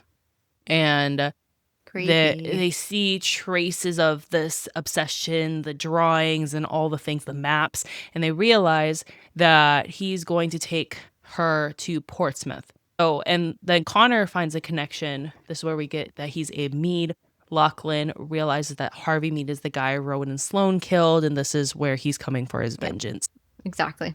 And this whole scene plays out really quickly because when you're in Lark's perspective, she doesn't know a whole lot about what's going on the outside. Right. So Lark wakes up and she realizes that she is in an old factory and she is literally in a rotary batch oven that is off at the moment, but not for long. Tell our listeners what a rotary batch oven is, Michelle. So essentially it's like this big oven. It's a room that's so oven. A walk-in. And yeah, it's a walk-in oven essentially. Cook lots of batches of things, muffins, usually that sort of thing. Yeah. Yes. So there are multiple trays, but the room is an oven. So that thing has to get hot as fuck. And he's ultimately going to bake her alive. And she demands to be let out, but he's ultimately testing Lachlan's loyalty because he's going to make him choose between Lark and Rowan because he like a bomb in Rowan and Sloane's car.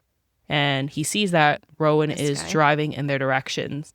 And he threatens to send blackmail to the FBI, damning Lachlan for the murders of Stan Tremblay, Christian Covinci, and Kelly Ellis. So he's trying to like fuck everything up.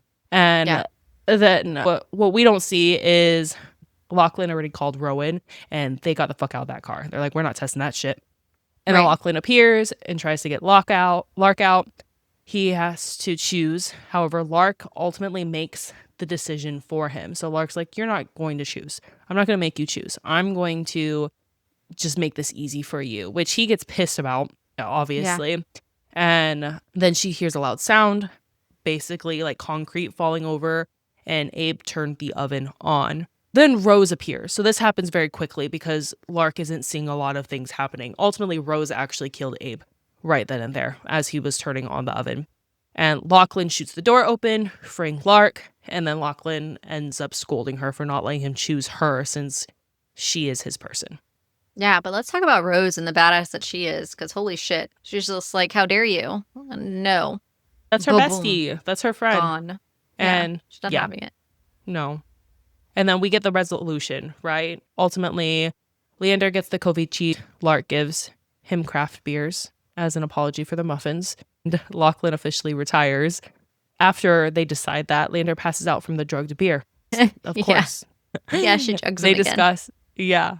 But Ethel's the one that drugged him last time. So this is when she actually drugs him, which Leander gets a kick out of. He thinks it's funny because he never gets surprised and Lark's actually surprising him. So he's not really pissed about it. Yeah. And then things go into a normal-ish type flow with them. They discuss Christmas plans with Rowan on the ride home. Lachlan hides a gift in their apartment for Lark. It's Dr. Lewis Campbell's heart in a resin block with a gold wire, that's just it's such a Lark gift. That was just comforting. Obviously, we're going to be like, that's weird because heart actually really gross looking. But that's what she needed. And obviously she loved that. And then Lachlan then properly proposes to Lark and the chapter ends with them choosing love. So sweet ending for them ultimately. And then we get our epilogue. The epilogue is from Rose's perspective. And we actually see like her kills Abe and he's dead on the factory floor. And she's like really hoping for happiness for Lark and Lachlan. And then time slows down for her because she realizes I look fine on the outside, but there's actually a wound that's bleeding out. And she like lies down on the floor and Fionn starts freaking out and panicking. And then she comments that her world goes white and all she sees is her person, which is Fionn. And remember at this time, her and Fionn are deciding to go separate ways, which we'll get more in Scythe and Sparrow. But and then this is where she realizes that she found her love as well. And this is where Brynne does this nice way of lining the stories up for where we're going to go next. Not without giving us a bonus chapter with Lachlan and A Lark spicy one. on their honeymoon vacation, you could say. Spicy time starts in the shower, and she tells him to dry off and to come out of the bathroom when he's ready.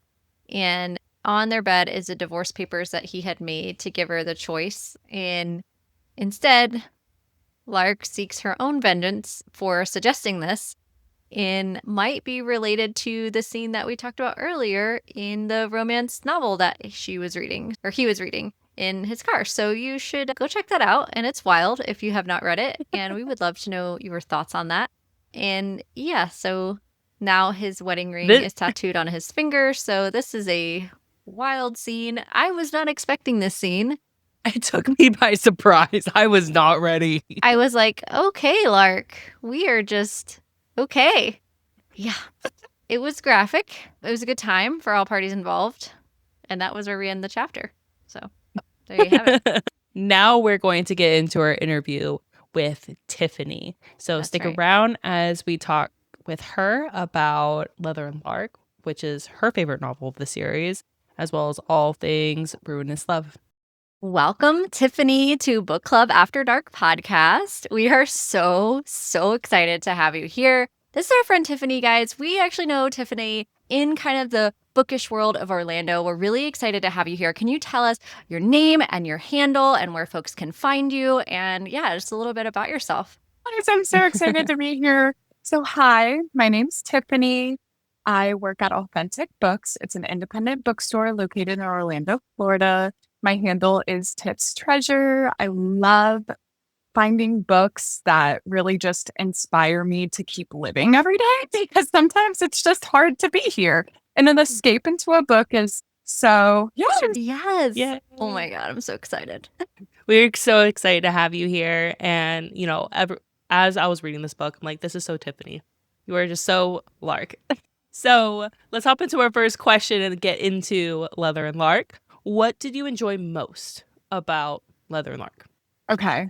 So this is complete opposite to my true person, but I absolutely love how crafty Lark is as a character. Like just her hobby of being a conceptualize a project and from start to finish create it with her own hands. I don't have the hand-eye coordination. I don't have the patience. I get really aggravated while I'm crafting unless I have like step by step by step by step instructions. So just like watching her do her thing, I absolutely loved it because she is such a creative person.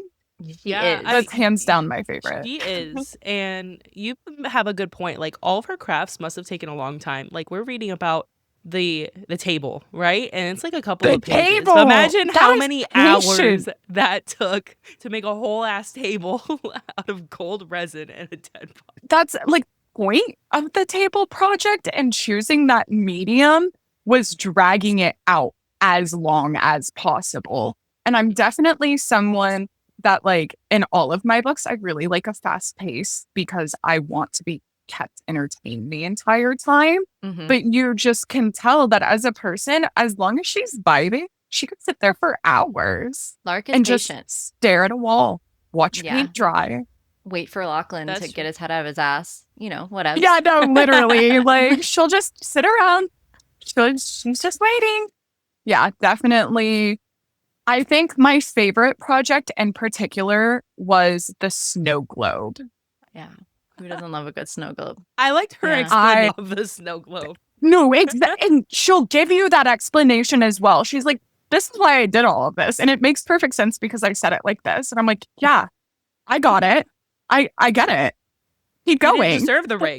He didn't deserve the ring. And So then obviously. Why would he have? Right. It's like, so you cut off the whole finger? Yeah. Yeah. That clearly it makes sense right here. Why would she just take the ring? No. Right. Yeah. Plus, That's it's not a float. trophy. And it's also like not, it doesn't, aesthetics. No, yeah, exactly. With the density, it would sing. Yeah. You don't get the same There vibe. we go. Thank Like, you you. don't have the finger that can like float, in there. It makes total sense to me. Right. If there was a drink that had lady fingers and they were Oh, like, yeah. this is this is a look-inspired drink. I'm like, okay, thank you. Down. Just throw some edible Good glitter tiramisu. in there. And yeah. She doesn't sleep, so coffee flavored would work because, she's always just going. I had so many ideas for drink of the episode for this one. I ended up going with like a muffin theme. So that's kind of where we went. Oh, another thing I absolutely love about the books. Yeah. The nicknames. Yeah. Yes. They're perfect. They suit it so well. I physically read a lot of the book, but then I had to listen to the audiobook. so I good. absolutely Oh, love chef's kiss. the narrators. So hearing them say the nicknames, I was like, I want to be food. And they sounded so good, right? So that kind of leads me into, we're a little bit kind of talked about it, and you kind of talked about it in your intro, but I want you to like talk to us a little bit about something that kind of drew us to you in the first place, which was like your passion for books, and how we actually ended up really wanting to cover Butcher and Blackbird this in the Ruinous Love trilogy. Is actually from talking to you and meeting you in person at Authentic Books. We went to this really cool murder mystery event, and we made these candles, which I have my candle right above me. Michelle has her candle behind her, and Tiffany, you have your candle, so that's awesome. Yeah, so tell us a little bit about your passion for books and what it's like to work at an indie bookstore, and let us know, like, what are the deets, and what's your whole thoughts on that? No, honestly, we just got to take a moment and be so thankful. I have the coolest mom in the world, because from the youngest I can even remember, she was always reading. There is always a nook at the time. I think that's what she read when I was younger, but she would have a nook in her lap because she never liked physical books. Oh, yeah. I mean, I'm sure she did before me, but then like they kind of just became an inconvenience when you were carrying around a child versus she could have her device and have all of her books and be on the go. She read a lot of fan fiction. So like I grew up reading Twilight fan fiction over her shoulder. Oh. Wow. And then I obviously had to eventually find my own books because she realized I could read that well. And it like, turned into manacled for you. Yeah, she was like, actually go away now. And I'm like, why would I do that? Like, stuff is going on in the chapter. And she goes, yeah, it's going to go on. Thank you, honey. And then like eventually I found like age appropriate when she was like, oh, you do like reading. So she found me Percy Jackson.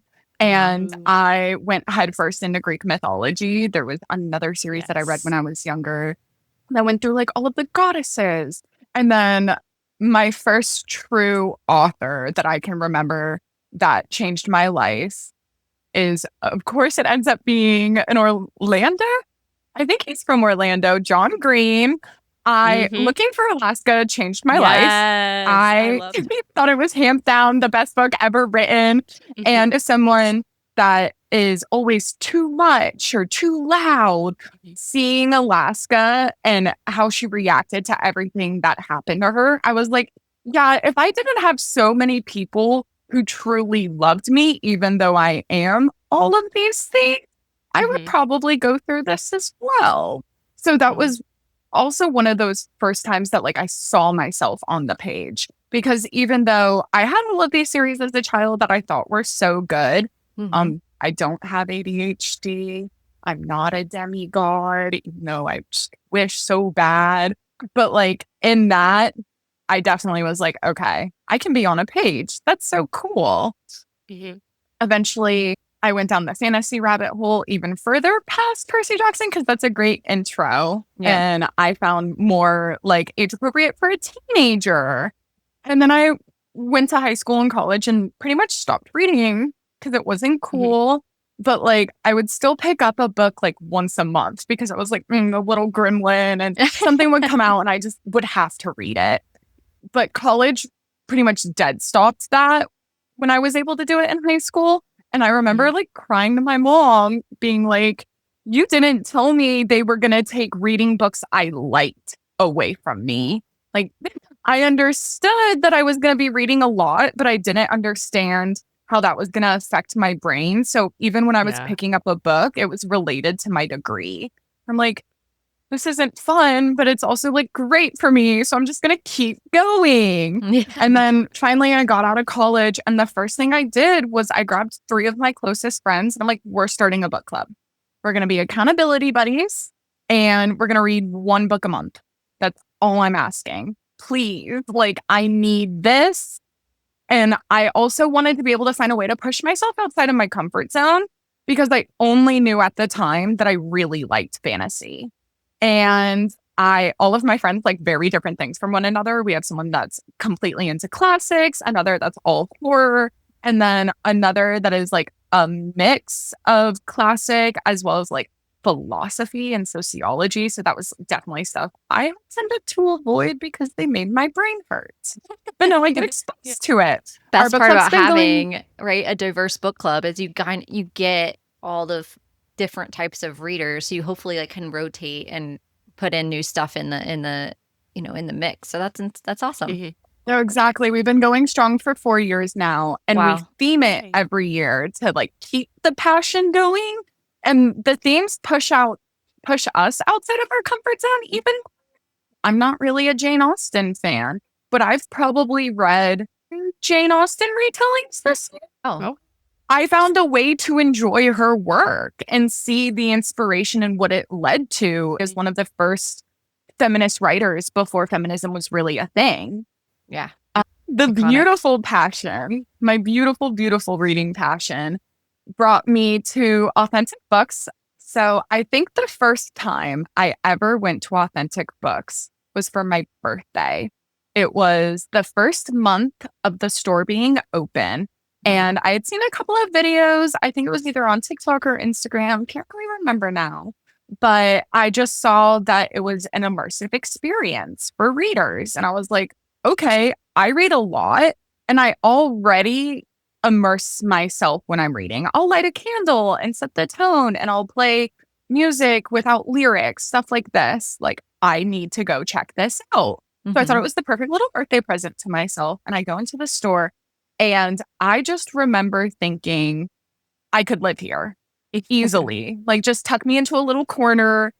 I won't make too much noise. I'll occasionally go to the bathroom, but just like On that leave green me couch. here for the rest of my life on the green couch that like eats you and then you're gone.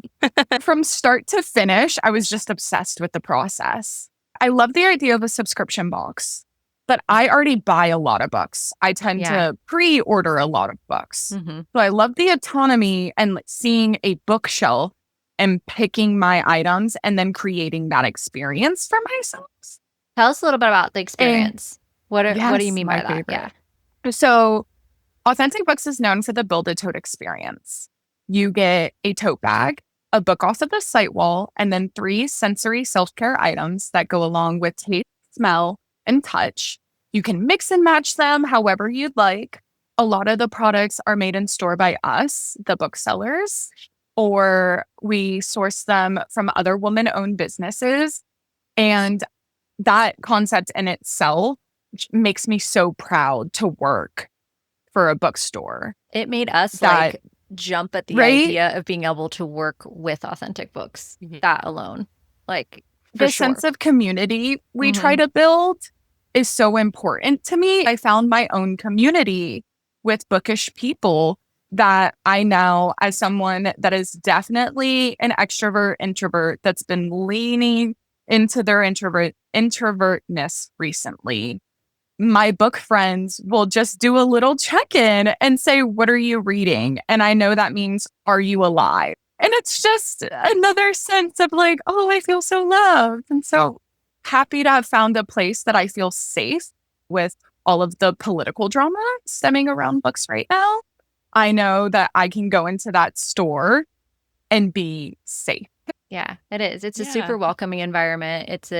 The immersive experience is something I've never seen before, especially the way it's executed so well. Natisha, the store owner, she's wonderful. I've had nothing but positive experiences with her, and the event space is great. And that's where we get to meet you, which was so cool. Yeah. We met you at the Scythe and Sparrow, I believe, event, right? Mm-hmm. I think it was the first time. That's like, you were a clown. Yes. You were With your Yes, nose. I was a clown. Yes. With my and you were nose. the killer. Yeah, you were the Yes. murderer in that one. I was the murderer, and it was probably one of the highlights of my life, especially after having attended so many of the murder mysteries. I have 2 goals in life: to be the murderer and to be the victim. I have yet to be the victim yet. But I think the murderer was the best of my two options. That was a good one too, because like you got to Yeah, be it like the was good. creepy clown murderer. Like what a fun thing to And play. like I It was had so no fun. idea. That's the best part is as you're playing these games, nobody knows who is what in reality until the very end with the big reveal. So I'm Mhm. sitting here like guessing who I think it is. Oh, it's Of me. course I wouldn't write myself. Yeah. And then it was me. And I was like, I was very wrong. I'm a bad. Yeah, it is. It's fun immersive experience. Switching back over to Leather and Lark, let's transition into there. And I want to kind of touch on who your favorite character is and why, and then also kind of who your favorite couple is in this series. And I think it's interesting that we met for Scythe and Sparrow, and now we're interviewing you as part of Leather and Lark, because at the time, Michelle and I both were like, oh, we really want to read this series. We came out to the event to kind of check everything out at Authentic Books. And, Mhm. you know, we were already excited to go experience this. And I knew that Butcher and Blackbird had so much popularity. So we were going to read it. But then when you talked about Leather and Lark, I was like, oh my God. Like that night specifically, I was like, I'm going to read this now because I need to get to that second book. So tell us about your favorite character from Leather and Lark and your favorite couple overall.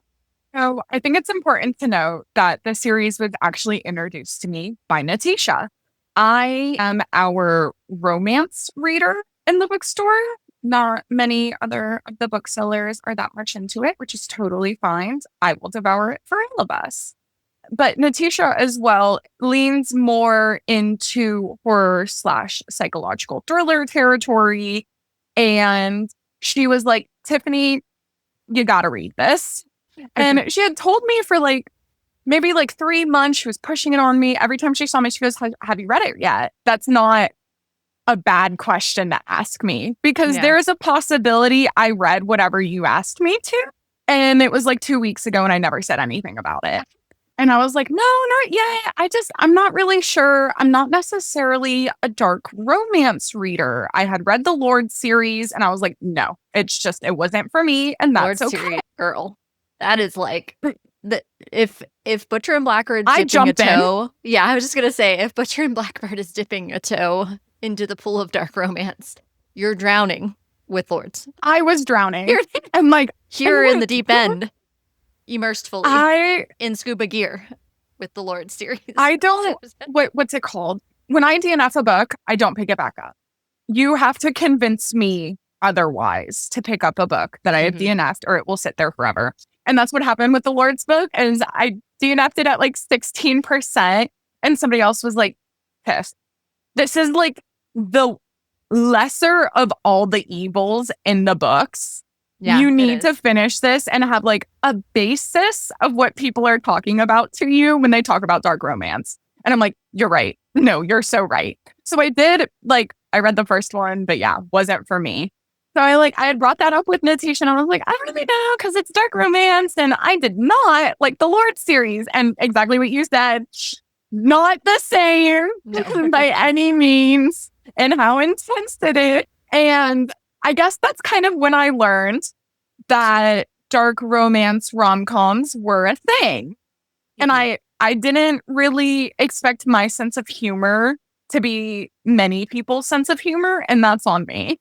So I picked up Butcher and Blackbird at about 8 p.m.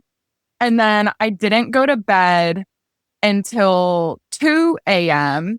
having had finished it. I got up once to go to the bathroom.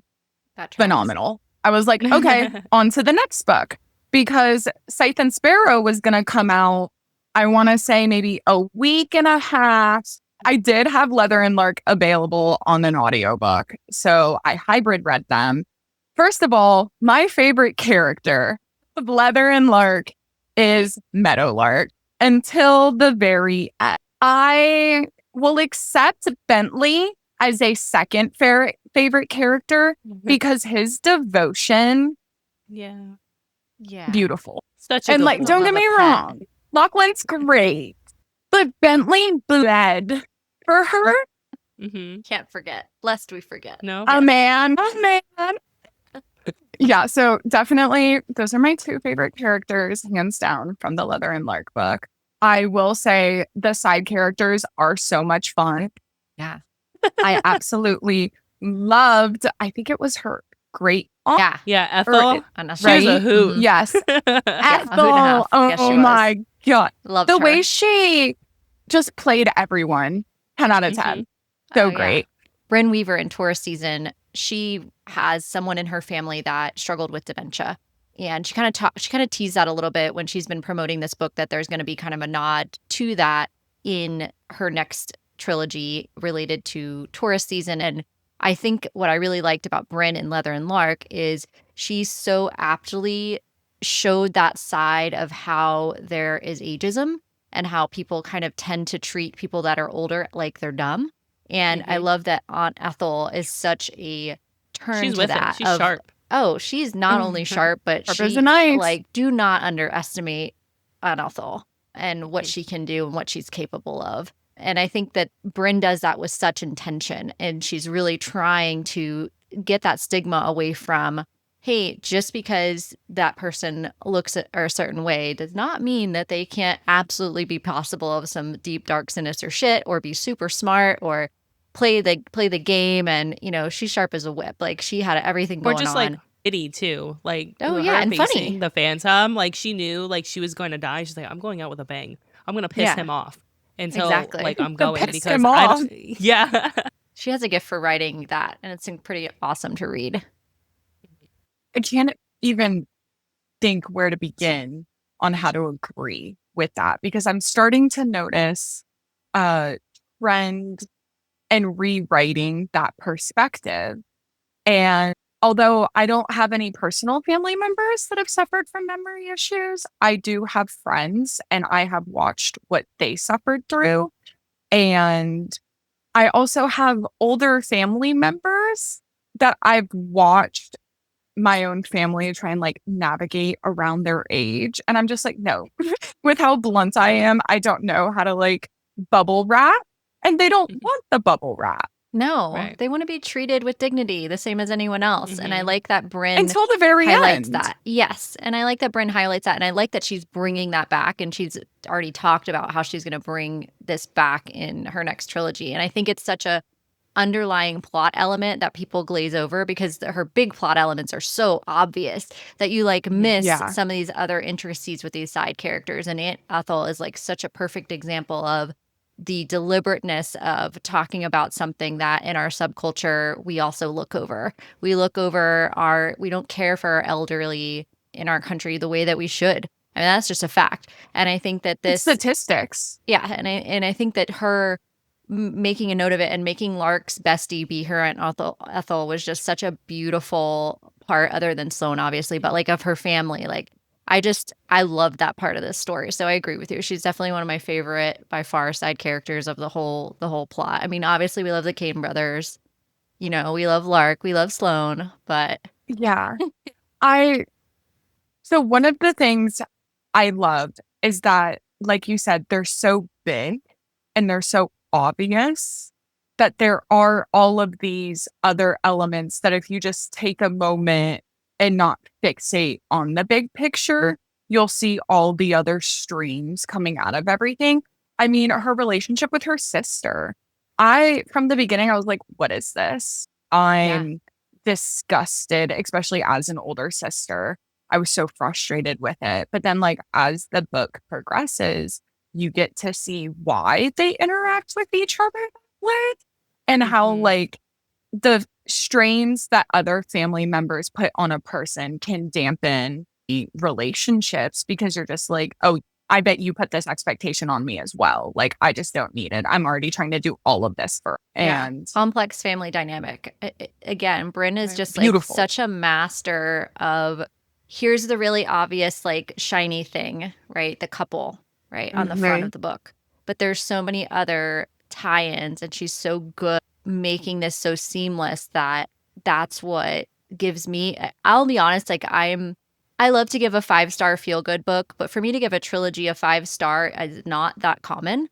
you really have to be pretty exceptional. And you can just tell with her planning and intricacy and really love for the characters that she writes that it matters deeply to her.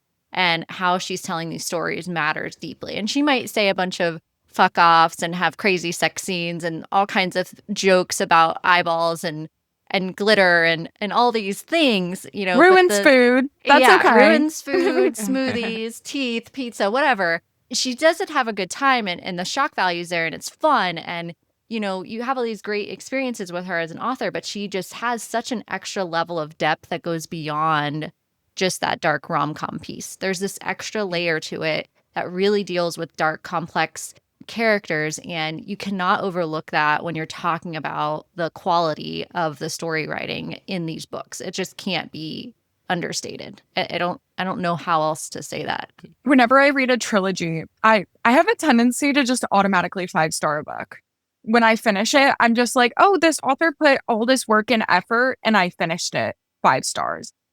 Yeah, no, I agree. With a trilogy, yeah, I'll go through, and by the end of it, I will actually fix my ratings to reflect how I feel about the book since the trilogy is now done, and I can give an accurate rating to how they made me feel if some of those books got to sit longer. And now that I'm sitting here and I'm like, that was my least favorite. That's and fair. I can give examples why it's my least favorite. So like, we're going to talk it down in its order. That it's a 5-star series. I think my favorite couple, and I feel so bad because like, not with my homegirl. I am a Sloane and Rowan. Rowan? Rowan? Yeah. The best couple. Us too. There's so many spelling. They're our favorite. Yeah. They're ours too. I'm sorry. They're meet cute. Mm-hmm. Yeah. Yeah. Done. To the very beginning. That's very what made the book like, oh. so hard to put down. Oh, yeah. It was the hook, like right at the start. But also like Rowan's ability to be patient. He's so fucking romantic and just like, you know, sending somebody to like drop off ingredients at her house, like what? Like it just, and then cooking on so the romantic. phone together. I know the man waits 4 years. Yeah. I mean, God. Lachlan needed patience. He needed Yes. the patience and to develop to actually how to be romantic. And yeah, it took a long time for listen. But he's an older brother. That's... And so that actually works for his character because he had to take care of, and he just doesn't have that. But it fits him and it fits that book and it fits that. But for a couple, we agree. We, from a feel good reading perspective, our favorite, we both agreed on it, that was our favorite too. And let's not glaze over Rose and Fionn. Yes, they Rose and Fionn were I think great too. each brother it's just a different... makes sense when you see them. You're like, yeah, I could not imagine you any other way. This is who you are. But exactly in the like feel good romantics, who would I want sweeping me off my feet? I don't have the patience for Lachlan. I love Fionn. I don't think I have the patience for him either. No. I think I would get annoyed very, very quickly. And not that Rowan isn't annoying, but I think he's my kind of annoying that I could see myself spending the rest of my life with. That's fair. That's fair. And Sloane is just like the perfect, like, could I be a third? Honestly, like she's just such best friend material that I could see myself being very well taken care of.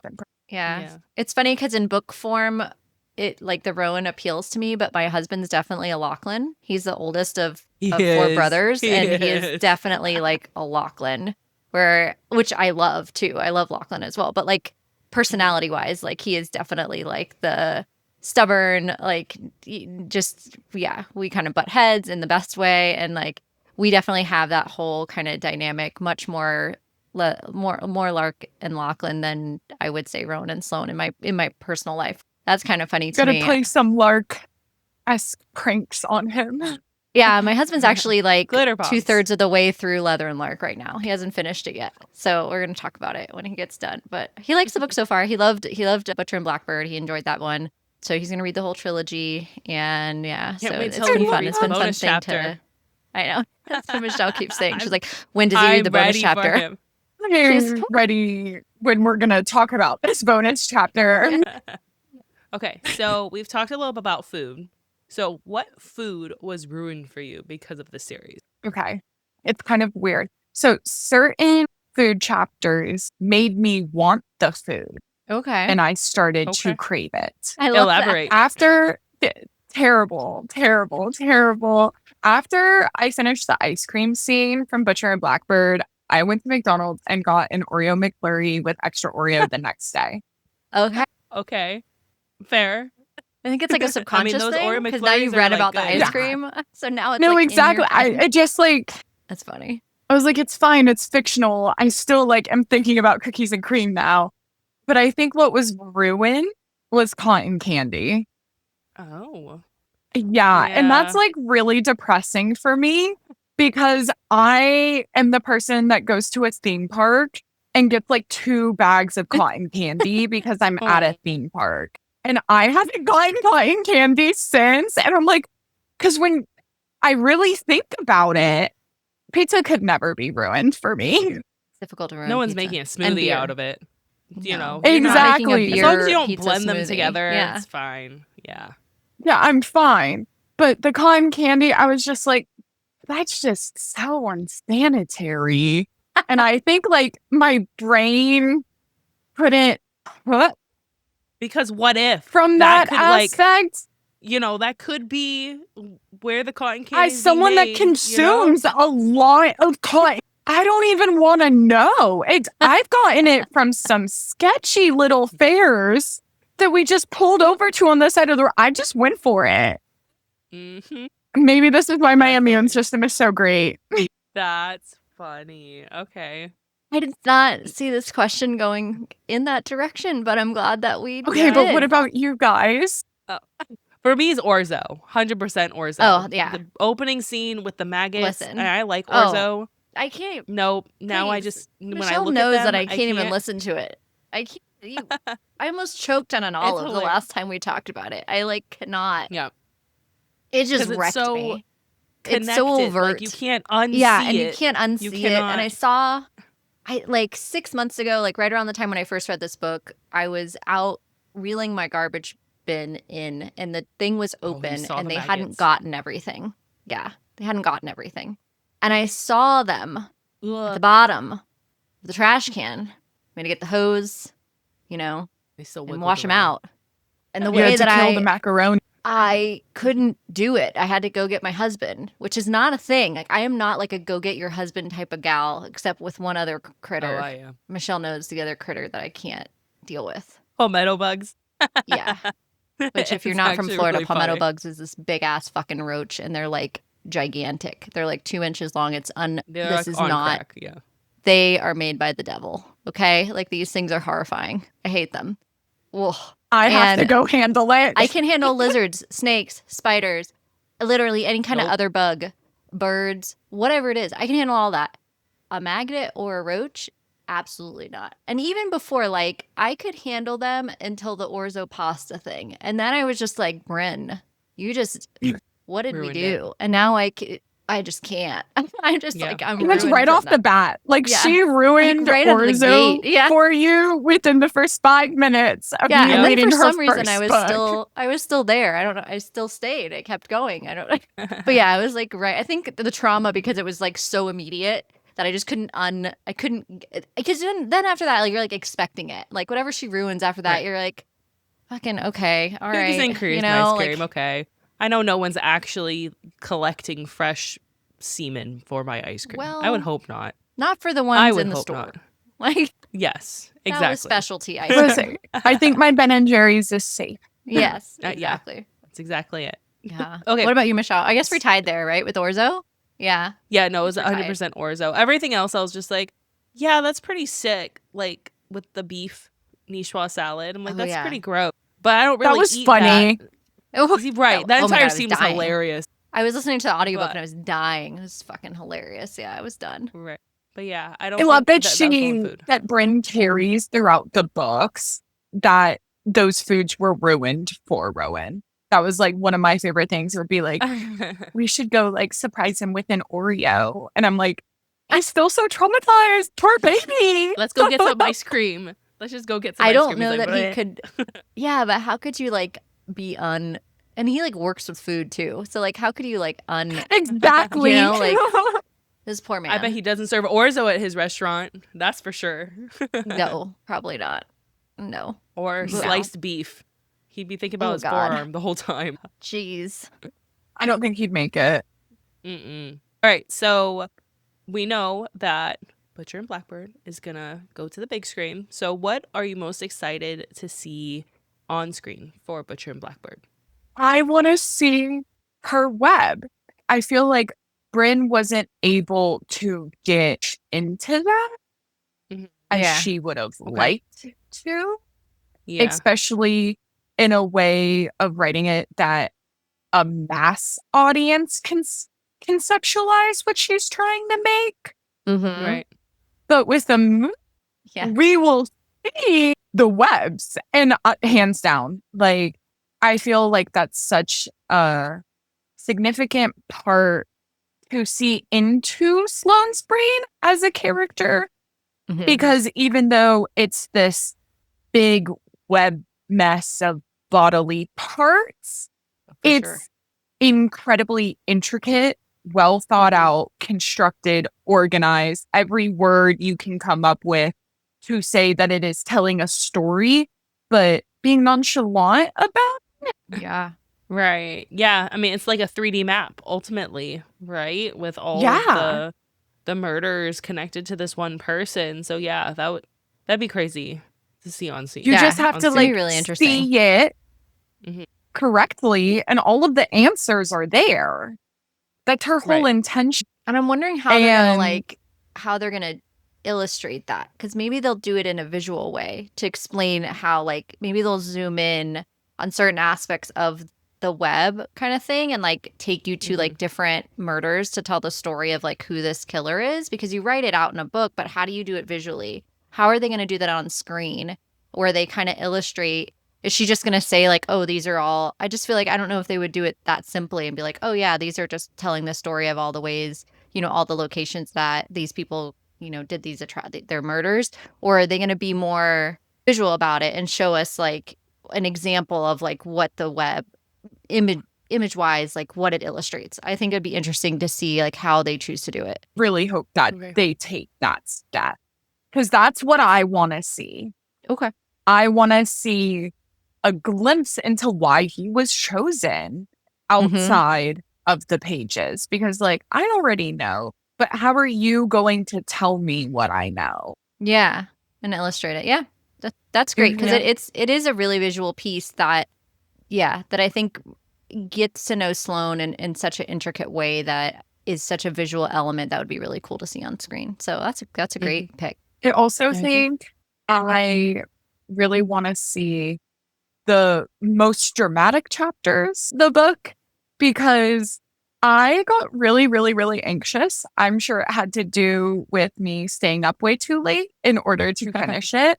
But like, you know, with romance, I feel like you always expect a happily ever after, but I haven't read any of Brynne's previous work Yeah. before diving into this book. I was just going head in being like, I hope I like this in the end.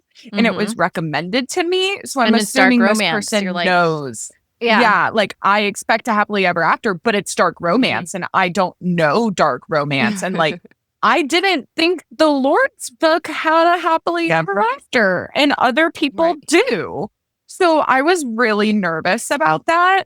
And Right, because you almost like don't the get that. anxiety during it. Yeah, exactly. It built. Like I was like, oh my God, someone is going to die, and it's going to be someone I love. Because that's another theme in my life. I always fall in love with the character who's going to die.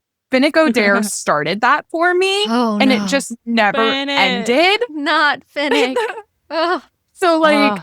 that anxiety, but like getting to see it on screen, I feel like I'm going to be a lot more pumped, because I'm going to have an idea of what the outcome is. So it's going to be like, while I'm watching a slasher, I'm just be like, get him, get him, get him. Like, I'm hyping up the villain, because Yeah. like I know they're going to fall in the end. Yeah. I could see that. All right. So that said, since we know what's happening in Butcher or Blackbird, let's talk about Taurus season and the new trilogy that's just coming out, Seasons of Carnage. I don't know if you've seen any of the marketing. It looks really, really cool. I'm very excited for it. Are you excited for Taurus season? Are you going to read it? What are your thoughts overall? I think my favorite part of being a bookseller is I get to look at book marketing all day. And that's just a part of my job description, is that I need to have an idea of what's going on in the book world. So I have been devouring everything she posts regarding Taurus season. Yeah. I'm really, really excited for this. When you finish Siphon Sparrow, I love how like that bonus chapter just leaves you sitting there like, what? What are you going to do with this? And then we have a little bit of an idea because the synopsis is out, but I'm still like, where are we going this time? Like, what are we really doing? I'm so excited to see how she interconnects the worlds as well, like intertwining the series, because obviously they're in the same world, but I feel like you still want them to be able to stand on their own as their own trilogy. Yeah. So I'm going to be looking for like, a couple of Easter eggs, but I definitely want to see Taurus season stand on its own without me feeling like I needed things I got from the Ruinous Love trilogy. I like that. That's a good assessment. Does that make sense? Because I feel like I've noticed the cowboy romances, and an author releases all cowboy romances. They kind of just like, I would read the first book of each series, and that was kind of enough. Like I got the vibe. Right. Yeah. Right. That's kind of our I don't issue. want to feel that way with these. No, it's kind of I think that's kind of my issue with contemporary romance overall. I don't know, like, if you would agree, Michelle. We've talked about that. No, quite a bit. I would agree. There's a formula that a lot of authors have, and when they produce like the same type of book, it's like, okay, I get it. There's cowboy romance, or with the aliens or sci-fi romance or any of those stuff. It's just like, it's a repetition, different characters, same shit going on. So, but I don't think Brynne Weaver is that type of writer at all. I'm very interested to see how she takes these characters and twists them in a new way. And I want to know what food's going to ruin for me this time. Yeah, exactly. And like, I love contemporary romance, but I do look for the ones that avoid the formulas. I love seeing inspiration from other books. We're moving in mediums that like clearly inspired it, but I want to feel like it is an original in itself. It's fresh. Yeah. Right. Exactly. And I feel like that's also why I lean into fantasy as my go-to, my comfort. Like if you ask for a book recommendation, the first thing to come out of my mouth is most likely a fantasy. And then when I'm told that's not your thing, I can move on to other things. Yeah. Yeah. That's awesome. And I think that's probably why, even though these are like a little darker, I would say a little gorier than I prefer. Yeah. I'm not much of a horror or thriller person. It's something I'm trying to work on a little bit more in my reading as well, because it is a very popular genre. And I do occasionally watch a good movie that really grosses me out or makes me nauseous, and I still enjoyed it. So I'm trying to like get over the just because I'm scared or I don't like this doesn't mean I don't actually like it. Okay. This is interesting. Okay. Yeah. And they're the baby steps. Books like these are the baby steps to make me more comfortable, so that when I read another book, I'm like, oh, well, at least it's not as bad as this moment. And this was basically a rom-com. That's the thing. Right, is like she injects comedy so well in these really high stakes situations that I think that's what takes the edge off. So you can read some of these like really high intensity situations and eye gouging. Yeah. She can talk about eye gouging and make you laugh. Like, who can do that? Like, that's a gift of her talent, of her ability to write, that she can do this in such a way that takes the edge of fear out of it and injects humor in these places that, just make sense. And it's like you have Sloane, who's the orb reaver, but like is terrified to like call a boy. You know what I mean? Like, it's just like, Exactly. what? You know what I mean? I It's mean, just, like, let's be stuff like real. that. Calling people on the phone is pure anxiety. Answering the door, pure anxiety. Cannot do that. Cannot function like Sloan, that. she's just like And us. she's a good reflection of that. Yes. Right. She really is anxiety incarnate, though, but it also comes from a place of loving people so much Hmm. and not really knowing how to express it outside of being anxious and protective.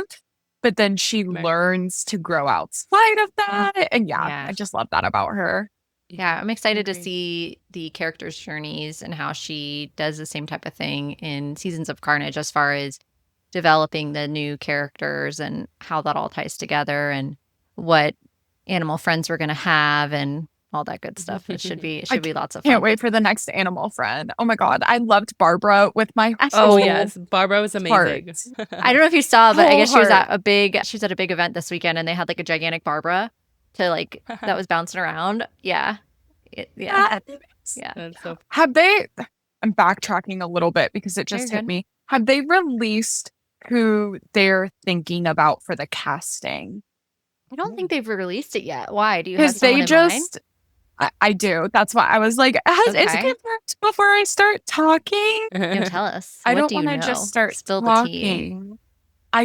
I just have big dreams and big ambition. Okay. What is her name? She's in Bottoms. This is who I think Sloan would be. Oh. Okay. What's Yeah, her I name? can see her. Her name is Rachel Sanat. Okay. What was she Sanat? in? She looks super familiar, but I can't place her. Okay, so Bottoms is a kind of campy slasher that came out in 2023. Okay. But other films include Double Date, Shiva Baby, Bodies, Bodies, Bodies. Okay. Okay. Sounds like it'd be right up her alley based on these titles. Y- What about yes. Rowan? Yeah. Yeah. Oh, that's hard. I don't know if I know Rowan yet. I gotta think for a moment. Michelle, tell her your Rowan. So I have a good Rowan. So his name's Richard Madden. He is from Game of Thrones. He is like the true king of the North. Yep. So the oldest brother. Yeah. I think he would be a good Rowan. Yeah. I love your casting as Yeah. well. I feel like those two would work okay, guys, well. we got Like, the movie you're- set. Yeah. We have the cast all done, Brynne. You don't have to do anything else. Just go ask them to be they'll be our Sloan and our Rowan. Oh, I yeah. think it would Yeah, work just great. make them a little I would nice die. offer, and I I'm would sure they'll literally love die. it because of the premise. Yeah. Oh my god, I would freak out. No, If that this was is our a Rowan. phenomenal Ugh. casting we have developed. Yeah. And then we're also going to see like all in the first. What's really cool is in the first Butcher and Blackbird, we get to see the whole cast for like the whole trilogy because they're all going to come in. Yeah. So that's like really They're exciting. gonna have to. Yeah. So they're going to cast everybody in the first go, and it's like that's exciting for me. Which I wanted to say, For like me. Tiffany, like as we kind of wrap up our conversation, we would like to invite you because now we've interviewed Natalie from Not Just Cakes, and she wants to do a like premiere night for this film of like when it's going to come out. So like, do you want to come?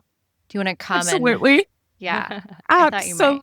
Yeah. So we're gonna do some kind of Butcher and Blackbird event when the movie like finally comes Promise out. Of course, they haven't orzo even cast cupcakes. yet. Oh, for Danny. Specifically Oh, for God. Danny. yeah. She's I'll like, I'm gonna chase you make with little orzo cookies. I'm like, oh. All right, but it's gonna be fun. So we really want you to come, Tiffany. I know, right? Natalie's like so Yes. excited to do this with cookies. She can't wait. Yeah. She's like pumped. They're Yeah. exciting. Yeah. Oh So my gosh. Natalie's cookie from y'all's Twilight event. yeah. Didn't It was my incredible, first right? one ever. It was phenomenal. And I Mhm. didn't have it even till a day after the event. And I was still like, this is perfect. No notes. How do I get 100? Even though I'm not going to be able to eat 100 in a timely manner. Yeah, it was so yummy. So With her Yeah, packaging, you don't they expect last it. forever. Yeah. So They do. They last a yeah, while. no, exactly.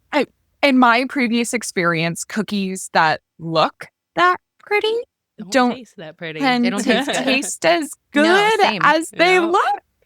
So I was a little nervous, but then I think it was you, Michelle, that looked at me and was like, no, they're actually good. Like, you're going to Mhm. like them. And I was like, okay, Yeah. I believe you. I do believe you. I'm going to do this. So when I had it the next day, I was like, it might be a little stale because I waited a day. And like you just said with that packaging, no, I couldn't tell that it had been in my purse for a day because I also left it in my purse. Hey, girl.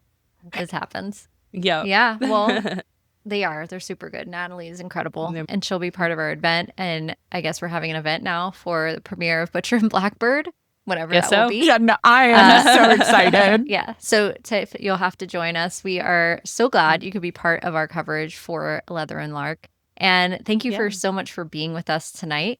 Yeah, it's been super fun. So much as we knew it fun. would be. Yeah. Thank you for Thank being you here. so much for having me and letting me talk nonstop about my favorite book, because that's exactly why I do what I do.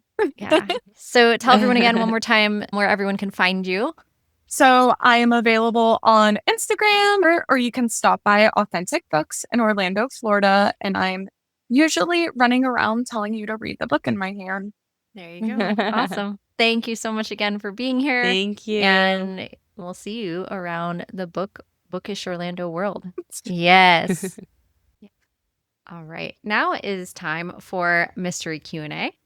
These questions have not been shared with us prior to asking. So we want to quickly say thank you so much to Tiffany for joining us and hopping on the show with us. We loved having you, and we would love to have you back. Thanks so much for being there. Yes, thank you so much, Tiffany. We had so much fun with you, and we can't wait to have you back. Now it's time for our mystery Q&A. These questions have not been shared with either of us prior to asking. Yeah. Are you going first? Do you want me to go first? You can go first. Okay. All right. So my house has been invaded by K-pop demon hunters, and I'm not even mad about it. I have to Yes. admit to you, I'm legitimately not mad about this fact.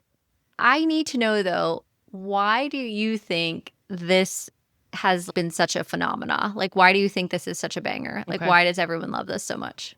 So it has invaded my house as well for the last week. So every day it's a ritual. We watch it. We listen to it in the car. It's just a thing that happens. Wow. A couple of things. Music, phenomenal. Oh, God. So good. Another one is we have a strong female main character. The whole premise is friendship and positivity, Yep. not like trying to find a man or anything like that. And obviously we have our shadow daddy, if you will, Oh, we will. Genu, and that whole thing. And everyone loves a boy band.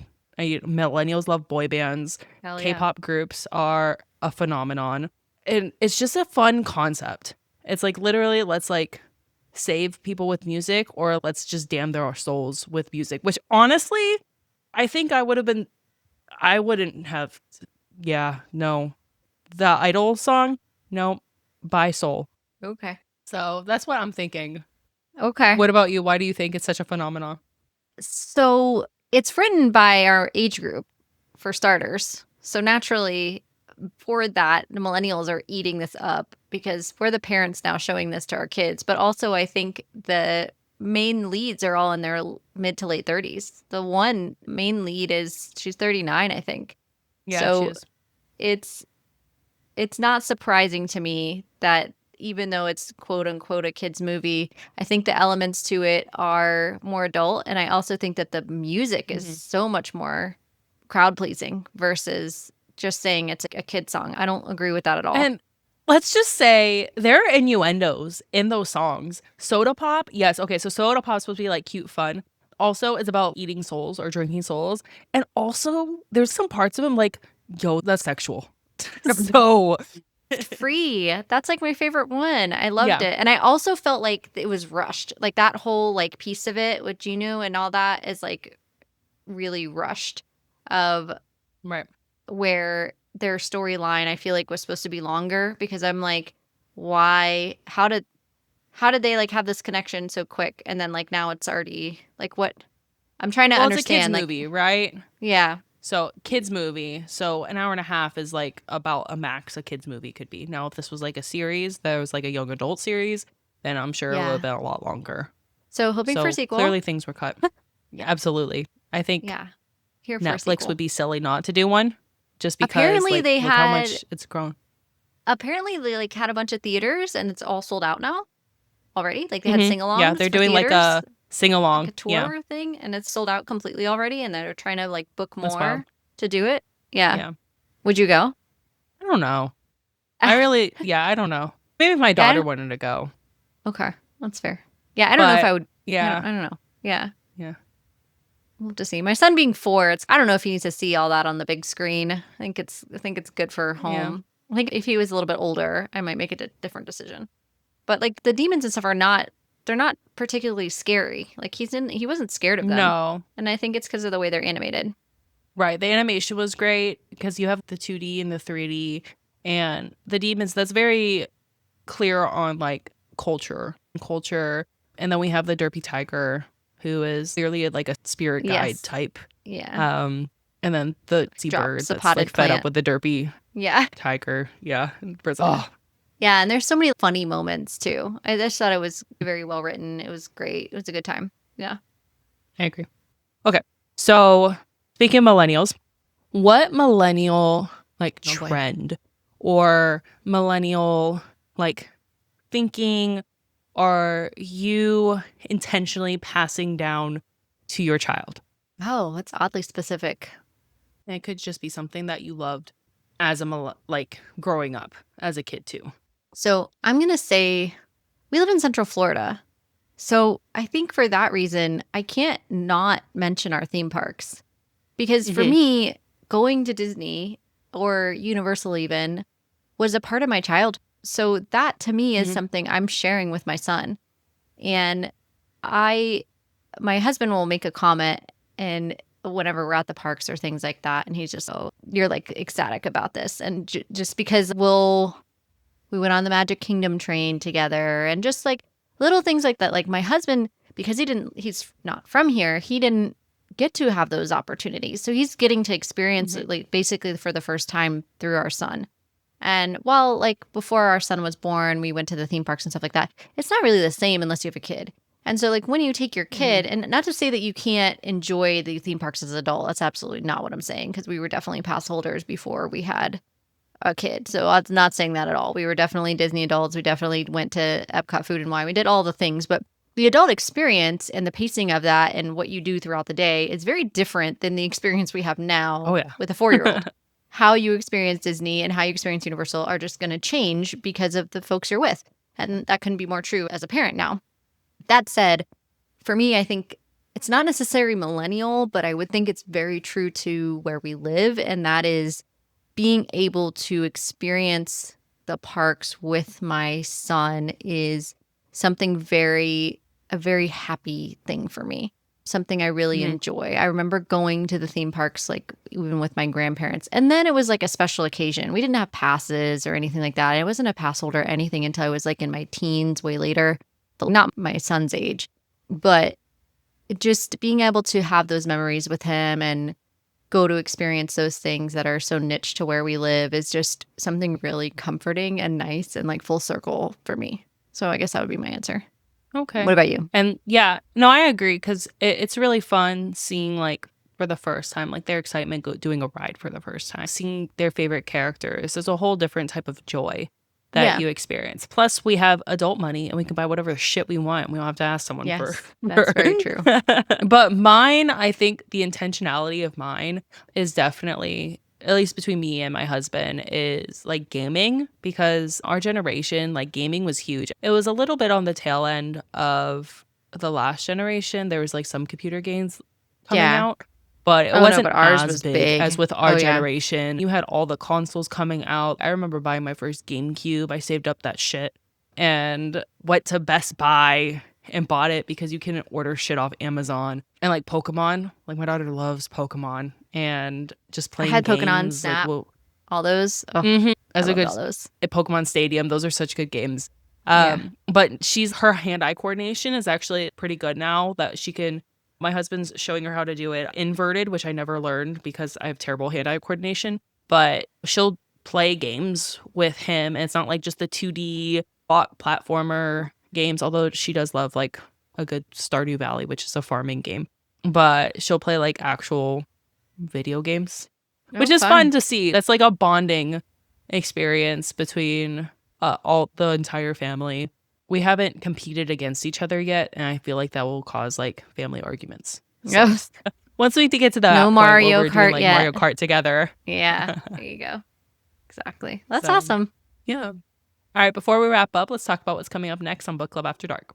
So next week, we are going to be diving into Scythe and Sparrow by Brynne Weaver. We will also have two special guests, very special guests with us who also have their own Smash podcast now. And we're happy to see Stephen and PB Squamer join us again on the show. It should be full of shenanigans and fun, good times. So make sure you hit that subscribe button to hear more of our exciting book talk. We're looking forward to dissecting this novel with you. And I think we're also going to cover a little bit of the bonus, it's about 1 hour audio that is following Scythe and Sparrow that was just released earlier this month by Brynne Weaver. And don't forget, we want to hear from you. If you have thoughts on Leather and Lark or suggestions for future reads, drop a comment below or message on one of our social media platforms at Book Club After Dark Pod. Show us your fan art, theories, or anything bookish you'd like to share. You can also visit our website, bookclubafterdark.co, stay up to date on our cozy content, and check out our merch. That's all for tonight. Sleep tight, night owls. Until next time, happy reading.